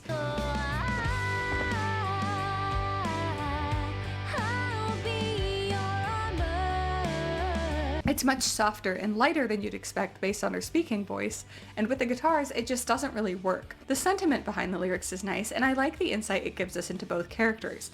It humanizes Carmilla, and it ties in with Vaggie's conflict of wanting to do everything she can for Charlie, but musically it's a little forgettable. Somehow it also feels like Carmilla is offbeat at the beginning of the song. If anyone knew, then all of hell would rise to war, and who's to say who'd survive the fray? She's not, I'm pretty sure, but the drop also comes in at a weird time. It's just odd, and every time I listen to it, I'm a little baffled. 'Cause I know you're poison, you're feeding me poison. Addicted to this feeling I can't help but swallow. Poison is a great song in a lot of ways, and it's also the most popular song from the soundtrack. The upbeat track is supposed to mask what's going on underneath. Angel is dissociating as the only way to get through his work, and also possibly drugged. It seems like Val has a way of doing so with his red saliva. Near the end of the song, you can see it dripping from Angel's mouth. Poison is interesting because Angel feels partially responsible for his own predicament. He likes sex, he likes money and drugs, and he ultimately signed up for this, even though it's likely he didn't really know what he was signing up for. I think it's also possible that he has a weirdly codependent relationship with Val. I would expect to see more of this in the show, but in the lyrics, Angel says that he can't resist another gulp of the poison. Far beyond difficult to resist another gulp. Even in this really toxic situation, it does seem like he likes some of the time he spends with Val. Other people have mentioned this as well, but I like the idea that during the dance sequence, Angel is dissociating, and what's appearing on the screen is actually what's happening to him. The ending is also really impactful. The entire episode, Angel is being called fake, but in the last verse, it's like the real him comes through. It's a really good song, especially for the dynamic and the character. You're a loser, baby, a loser, goddamn baby. Loser Baby is another fantastic song. It gets stuck in my head all the time, and I appreciate the message. Sometimes life sucks, and it doesn't always help to hear someone saying things are gonna get better, because if you can't see a way for it to change, how is that supposed to give you any help? It's also nice to release the pressure of having to be someone. You don't have to be successful, strong, or talented. It's nice to be able to say, I'm none of that, I'm a loser. But the important part of that is not being alone. If you're alone, you wallow, and if you're with someone, you can commiserate but not become stuck. If we eat shit together, things will end up differently. I enjoy the message, and the jazzy sort of feeling of this one makes it have a nice forward momentum. Looks like you could use some help from the big boss of hell himself. Check out Daddy's glowing reviews on Yelp. In episode 5, we have Hell's Greatest Dad. It's a really fun song, and Lucifer is giving an amazing performance with a ton of energy. But why the hell would I buy that Alastor was even in the running for Hell's Greatest Dad? He's an investor, one that she never talks to or confides in or grows closer to at all. I also don't really understand why Alastor would want to keep her away from Lucifer. There's a few possible explanations, but I don't think any of them are currently supported by the show. The first is that Alastor is genuinely jealous of Lucifer's relationship to Charlie. I think that this is so unlikely that it's laughable, and I'm not going to spend any further time on it. The next option is that Alastor is trying to control and manipulate Charlie, and that requires keeping her isolated from other influences. I'm relatively inclined to believe this seems like something Alastor would do, but he never tries to separate her from the rest of her support system. He never causes drama between her and Vaggie, who is the most steadfast supporter of Charlie, and the one he would want to isolate her from the most. The last reason I can think of is it's related to his deal somehow. It's really hard to say this is the case, because we don't know a lot of information about the deal. It's theorized to be with Lilith, who might have reasons to want Charlie to stay away from Lucifer, but we can't know that, so this just comes across as kind of unmotivated. The golden fiddle is hilarious, and a great reference to The Devil Went Down to Georgia. It just feels a bit uncomfortable for Alastor, a relative stranger to Charlie, to tell her he sees her as a daughter. I care for you just like a daughter I spawned. Hold on now. It's a little funny. You could almost call me Dad. The cognitive dissonance. More than anything, more than anything. Next is More Than Anything. I really like More Than Anything. I like the lead up where Lucifer is vulnerable with Charlie. The VAs are really giving their all to inject emotion into the characters, and it works really well. Lucifer is also right. If heaven was going to listen to anyone, it would have been Lucifer, a respected angel in heaven, not Charlie, who is the princess of hell, and he wasn't heard. The line, I shelter and adore you more than anything, is a tug on the heartstrings. I also like the small glimpse we get into Charlie's childhood. Lucifer is still depressed, but he seems to make time for Charlie when she comes in. To me, it seems like Lilith is trying to keep them apart, maybe trying to stop Lucifer from putting ideas into her head. It makes the falling out a little more confusing because he seems like a nice guy, even in the flashback. I also think that Lucifer is the best singer in the show, possibly tied with Charlie, so to hear them singing together is wonderful. They harmonize really well, and the instrumental in this one is also really beautiful, though it is simple. Dearly beloved, it is my pleasure to say unto thee, welcome to heaven, oh, where the virtuous reside. Starting off, episode 6 is Welcome to Heaven. It's usually at the bottom of people's song rankings, and I think that's for pretty good reason. It's the only song so far sung pretty much entirely by a one-time side character. It's also just kind of corporate pop vibes, but I think that's definitely the point. It just makes it not super fun to listen to. It doesn't really give us any deeper insight into any of the characters, it's just introducing a new setting, which is totally fine. I do at least like the parallel where M and St. Peter sing Every single day in heaven is a happy day, compared to Charlie's It'll be a happy day in hell. implying that it's very rare to have a good day in hell. I'm sure you wish it could be so, but there's a lot that you don't know. What are we even talking about? Next up is You Didn't Know. It's a really iconic song, and it's the one that sounds the most like a musical, with shifting genres and conversation happening between characters in song. In that way, I really think it suits the chaos that's unfolding in the courtroom. Everyone is bringing it at 100% in terms of vocals, of course, though I was a little surprised by Sarah's singing voice. It's not as simple as you think, not everything is spelled in. It was just a little odd compared to her speaking voice. It's nice though, I don't know. I really like when Lute comes in accompanied by the Exorcist classic electric guitar. What are we even talking about? Some crack or who fucked up already? The shift in instrumentals indicates that it's Adam and Lute taking over the song. I do not like, however, that there's only 1 month left until extermination. That means each of their previous episodes constituted 1 whole month skipped over. 5 months of story and development and character growth, etc. that have been skipped over. It's ridiculous to skip that much time with no significant change in the characters. I do think it's very typically Adam to accidentally reveal the extermination while bragging. That's very him. In terms of visuals, I think some of the images in like the ball are a little on the nose, but I really like the fire reflected in Sarah's eyes from the hellfire in the sphere. I think it's further evidence towards my thoughts that she's actually more of a villain. But as cool as the moment is where Emily and Charlie are singing together, confronting the others, these characters don't have a strong bond. They met today. Also, why would Emily suddenly change her mind about hell being forever? It's not like she didn't know that hell was forever. She's been a seraphim for presumably a long time, so she was fine with souls being in hell forever as long as they're not being killed. Or I guess there's the chance that M is totally new? I guess we don't really know. Still, if the only change is that souls are being killed again, why is that so much worse than living in hell? I think it's a really great song, and I love the instrumental and the violins when Vaggie is revealed to be an ex-exorcist.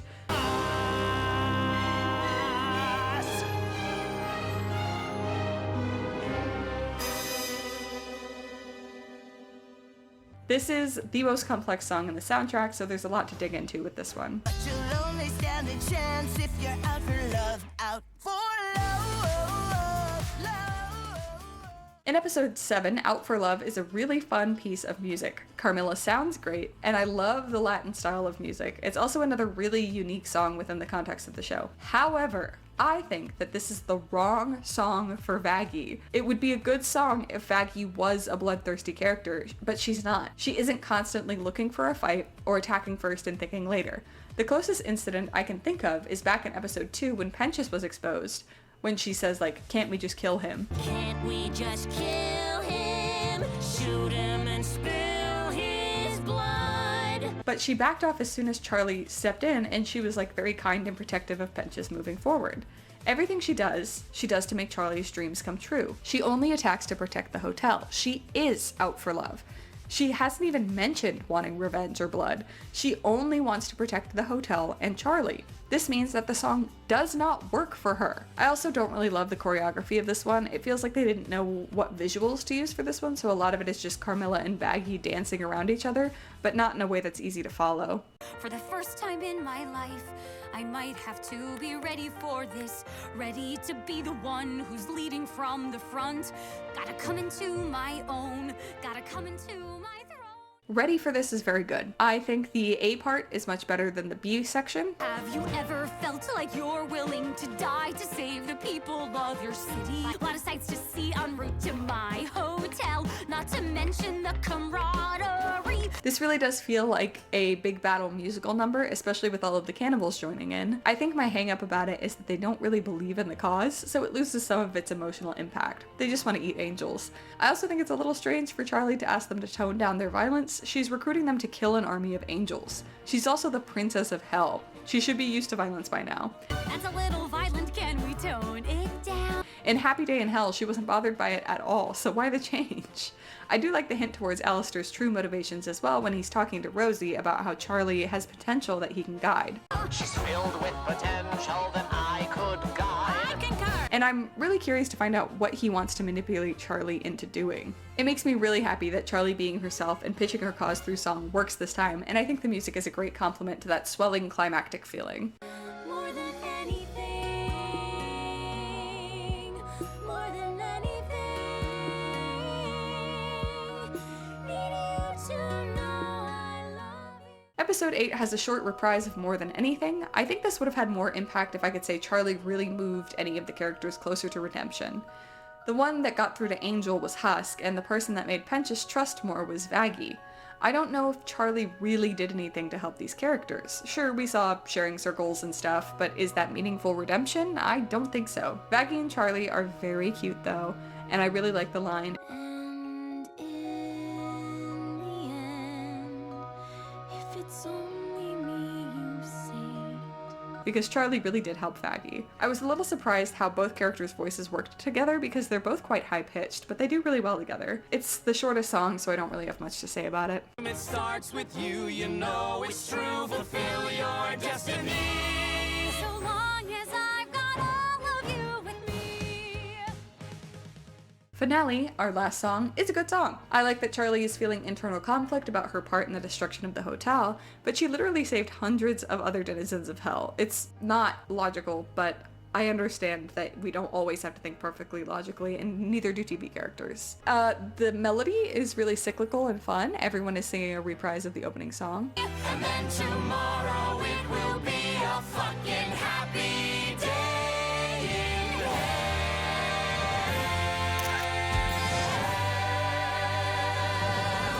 Also, I didn't notice at first that Lucifer is using Kiki, like the little cat, to do renovations in hell, so I'm actually really curious what she is, and I would love to find out more. Everyone seems to be having a good time, happily rebuilding after Charlie pulls through her sadness. I don't know if they just know that Alastor is still alive because of Husk's contract with him, or if they just don't give a damn. They are not grieving him at all, unlike Pentious and Razzle? Or is it Dazzle? I'm not sure. I like the V's part in the song, though my boyfriend was really shocked when he saw Vox and Val making out, because he thought the V's were siblings? I did not think that, but it definitely caught him off guard. And as much as I like that they have a part and I like the melody, the lyrics don't make any sense. They say that there's a power vacuum, but where? Overlord's hanging by a thread with a bit of bravado. Maybe tomorrow we'll be atop the heap. While the rest of hell's pissing, Alastor's missing, bled with his tail between his legs. Nature abhors a power vacuum, it leaves room for you and me. The future of hell belongs to the V's. Things in hell haven't changed at all. Is it because Alastor's missing? Because he's back before the end of the song.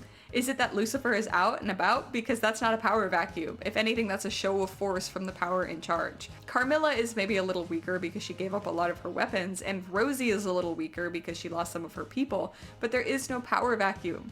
I was under the impression that the V's were already kind of at the top of the hierarchy.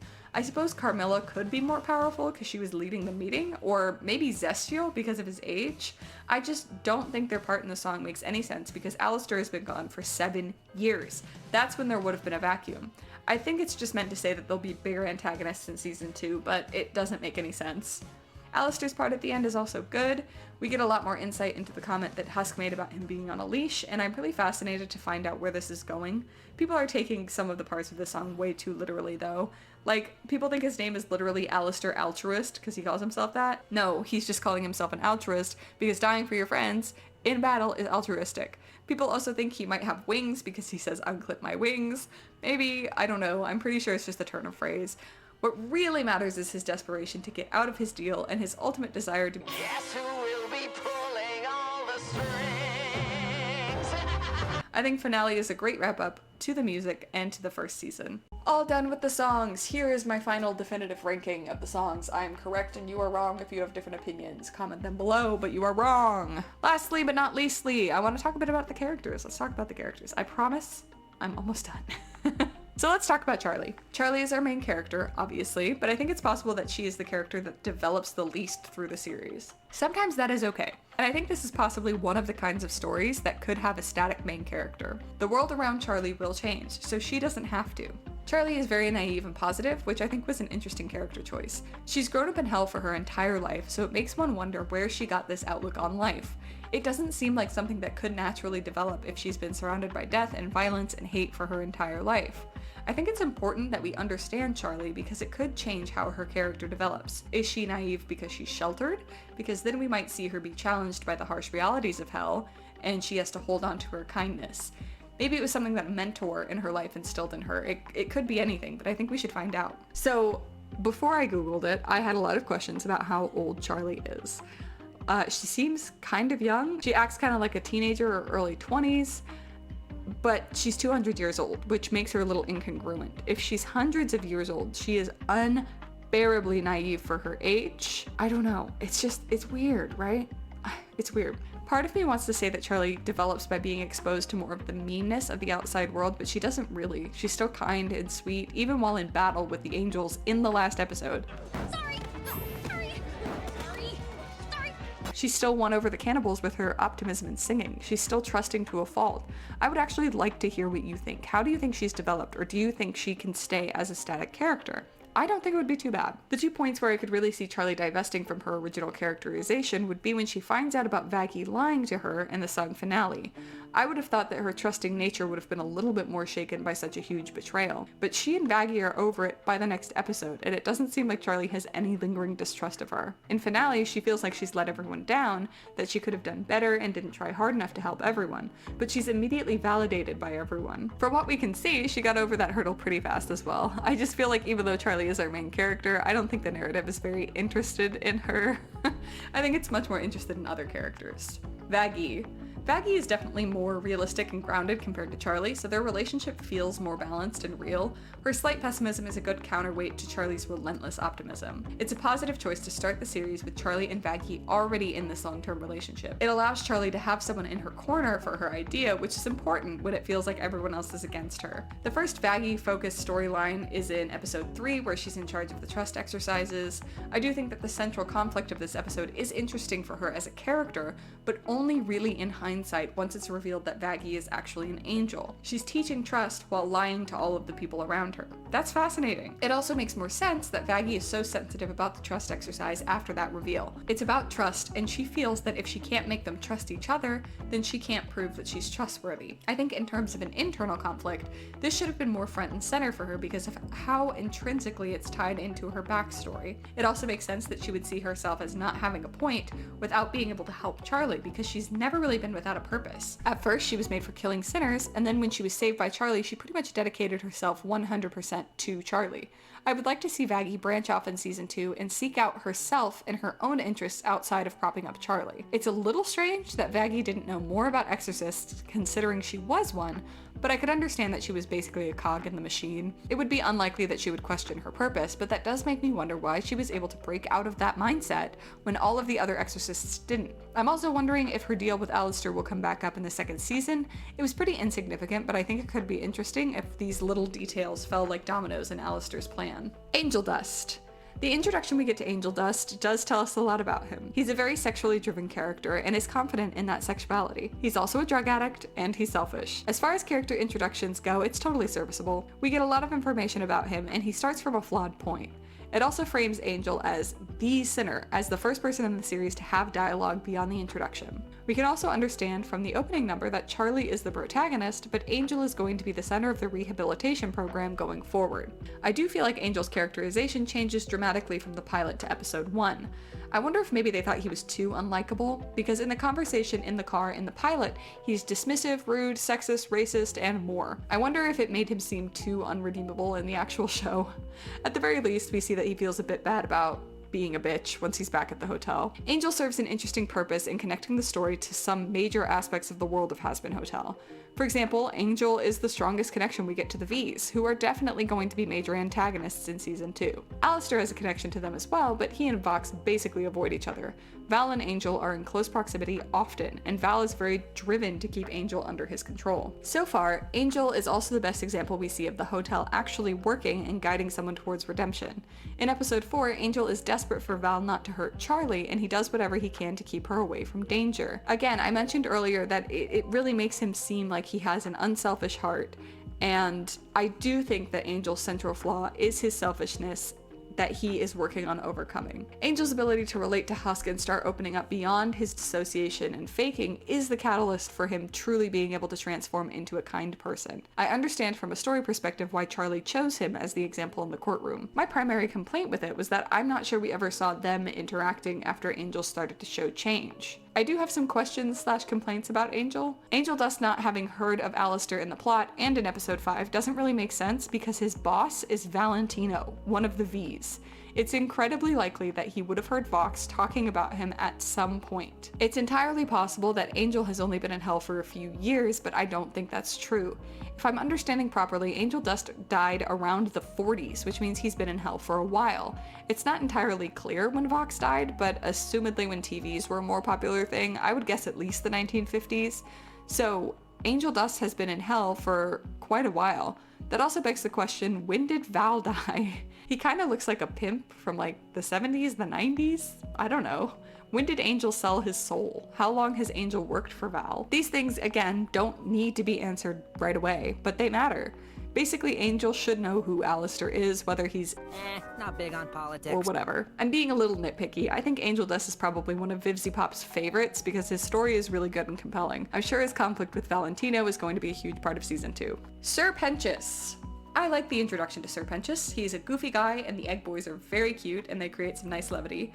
I do question, what are the Egg Boys? Are they other souls? Probably not. Are they Hellborn? Maybe. I'm not sure. Did Pentious make them?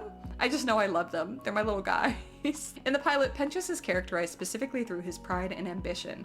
I think it's strange that he's not considered more powerful by the other characters. Everyone kind of treats Pentious as a joke, but his death machine is actually pretty effective. He's definitely not overlord status, but as far as regular sitters go, he's certainly not weak. The show even refers to him as notable kingpin Sir Pentious. I don't mind him being a joke character, and it's totally okay if he's weak. I'm mostly just curious. So I want to search for Pentious's fatal flaw. That should be what he resolves in order to go to heaven, right? What I saw in episode 3, the trust episode, is that his paranoia and inability to trust others can cause him to launch preemptive attacks. If that's the case, and that's his fatal flaw, then we should see a lot of development, or at least a decent level of challenge, for Pentious in learning to trust others. I don't really think we see that though. If that was his issue, he would have been redeemed after episode 3. Maybe that's not his fatal flaw. Maybe it's his desire to take over the world, in which case we should see his redemption being something about him being willing to give up his selfish desire for the good of others. I guess he does kind of do this, but he stopped trying to take over the world long before his death. Is his flaw cowardice? I don't think so. Pentious has gone toe-to-toe with Alastor many times, and even though he loses every time, he keeps coming back, so he's pretty brave, all things considered. At the beginning of episode 4, in that cringy scene where Husk is telling us everyone's characterization, Husk just calls him an insecure buffoon. That one is an insecure buffoon whose lonely ass watches you idiots sleep. So is his insecurity what he needs to work on?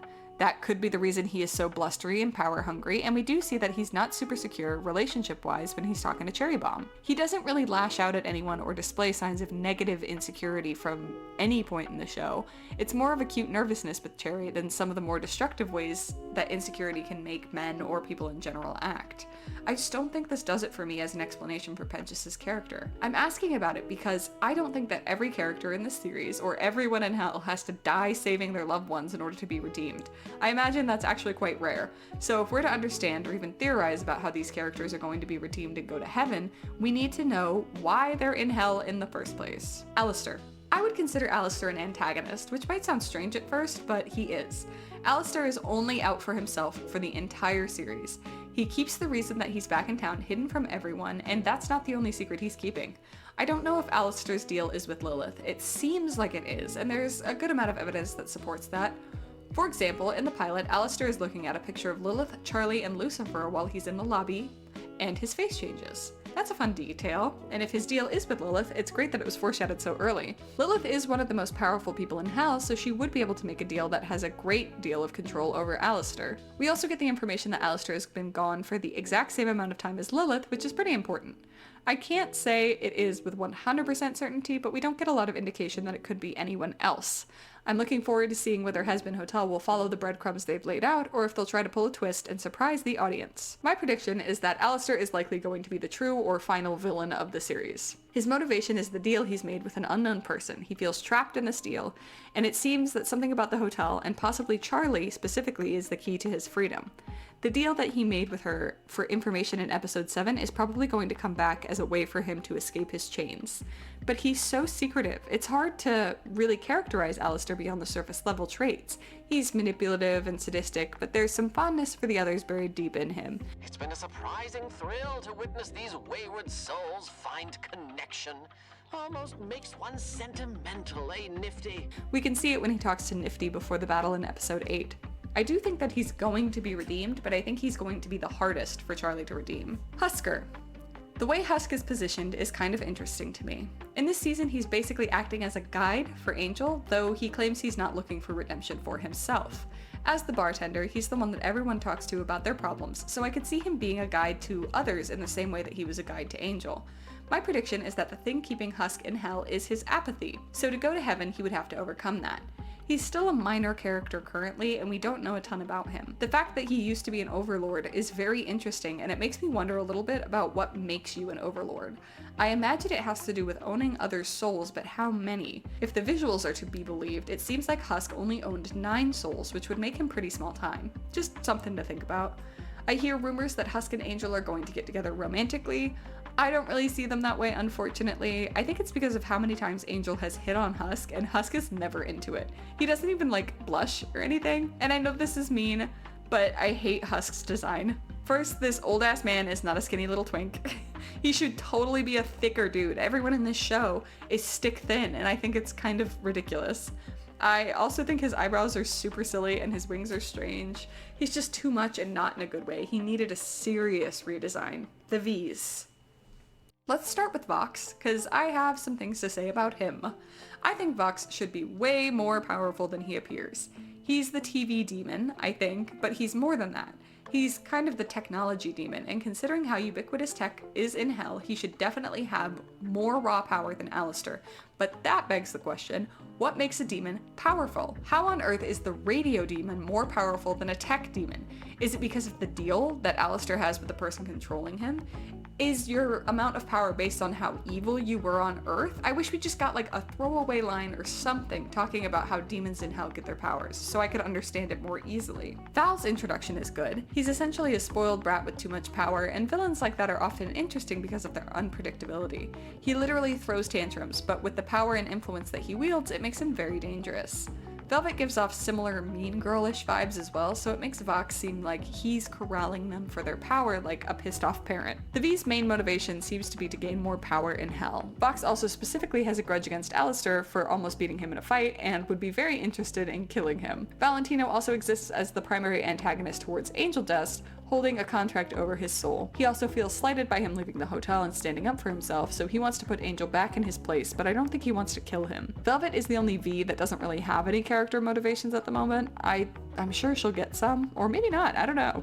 I think the V's are an interesting set of personalities, and I think they're going to be very interesting villains in season 2. The show needs to develop some kind of connection between Velvet and the rest of the characters, because she's kind of outside the conflict right now. There's also some tension between Velvet and Val, and I think it would be very interesting to see them at each other's throats. I think the three of them are ultimately too selfish to work together forever, but they have kind of an uneasy alliance for now. Nifty. Out of the main cast, Nifty sort of has the least going on. She's mostly a comic relief character and she is very funny. I think Nifty would be a really difficult character for Charlie to redeem because she's a sadist and she doesn't even really realize it. Nifty is the closest one out of the cast to being insane, so I think it would be difficult to teach impulse control and empathy to her. She does seem quite happy in hell, so maybe she isn't going to seek redemption. Cherry Bomb. Cherry Bomb is a really fun character, but as far as introductions go, she doesn't give us a lot. Maybe that she's impulsive or prideful, definitely a bit violent, but it's not really a solid intro to who she is. She's specifically uninterested in staying at the hotel after Angel invites her in episode 6, and she's pretty happy with her life down in hell, but as I said earlier, I could see Sir Pentious' death being the catalyst to make her want to change for the better. Adam and Lute. I think there's a lot of potential for Adam and Lute's relationship even now that he's dead. They clearly had a strong bond, and Lute was likely his second in command for many years. It's not really known if they had a deeper or romantic relationship, but it's hard not to feel anything when Adam dies in Lute's arm. I'm torn that the series decided to kill off Adam. On one hand, he had a really personal connection to Charlie. He used to love her mother and he hates her father, so I think it could be interesting if he had a more personal hatred for her, but it seems like just a general hatred of Hellborn. I like the idea of a vengeful Lute as yet another antagonist for season 2, though it is getting a bit crowded in here. She's seemingly more competent than Adam, so I imagine that her being in charge of the armies of hell could present an even greater threat to the future. Lucifer and Lilith. I like the characterization of Lucifer as a really excitable, slightly awkward dad. I think we'll probably learn more about him in season 2, but if he likes Charlie this much and is excited to see her, why haven't they been close? Charlie says that they only talk when he's bored or he needs her to do something, but is that really the case? Is Charlie just misunderstanding him? He does genuinely want to help her, so there would have to be a pretty huge issue for this not to be resolved. I think the implication is that he's just been really depressed and isolated himself, and Charlie took that as him being disinterested. It makes a certain amount of sense, and it's not on a child to keep the relationship alive with their parent. However, Charlie's mom hasn't been around for 7 years, and Charlie still calls her and thinks of her fondly. I mean, Vaggie lied to her for 3 years, and she got over it the next day. What possibly could have happened to make Saint Charlie pissed at Lucifer this permanently? We don't really know much about Lilith. The most characterization she gets is from the storybook at the beginning of the series, but I am really excited to see more of her. I think she's going to be an antagonist as well, but a more subtle, more manipulative one. The internet has kind of been characterizing Lucifer as being an obsessed simp for her, and I hope so. That perfectly suits his personality. So that's Hazbin Hotel. It's a really, really flawed show that primarily suffers from having an interesting world with no desire to explain it, having no trust in their audience to understand the subtler parts of characterization, and being crammed into a movie-length season. I really hope season 2 is longer and allows plot points a little more room to breathe. Though I sound like an incredible hater, I really did enjoy the show the first 2 times I watched through it. I'm really hoping season 2 continues the good and cuts the bad. I understand the hype for this show and I don't want you to feel bad for liking it, so if you're a Hazbin Hotel fan, please leave a comment talking about your favorite parts of the show. Who's your favorite character? I think mine's Lucifer. What's your favorite song? I think mine is More Than Anything. Do you have any fan theories or fun facts? Let me know. Thank you again so much for watching. If you like this video, please leave a like, and if you want to see more from me, subscribe and hit that bell to be notified whenever I upload a new video, because I am not very consistent. So in order to know what I'm up to, you gotta hit the bell. Follow me on all my social media to get sneak peeks of what I'm working on next. I am After Plague pretty much everywhere: TikTok, Twitch, Instagram, Goodreads, and I am after_plague on Twitter. I have a book out in my shop, afterplagueart.myshopify.com. It's a little illustrated collection of short stories that I self-published last year, so if you want to pick up a copy and see what my writing is like, go ahead and do that there. Thank you again so much for watching, and I hope I see you all in hell. Bye!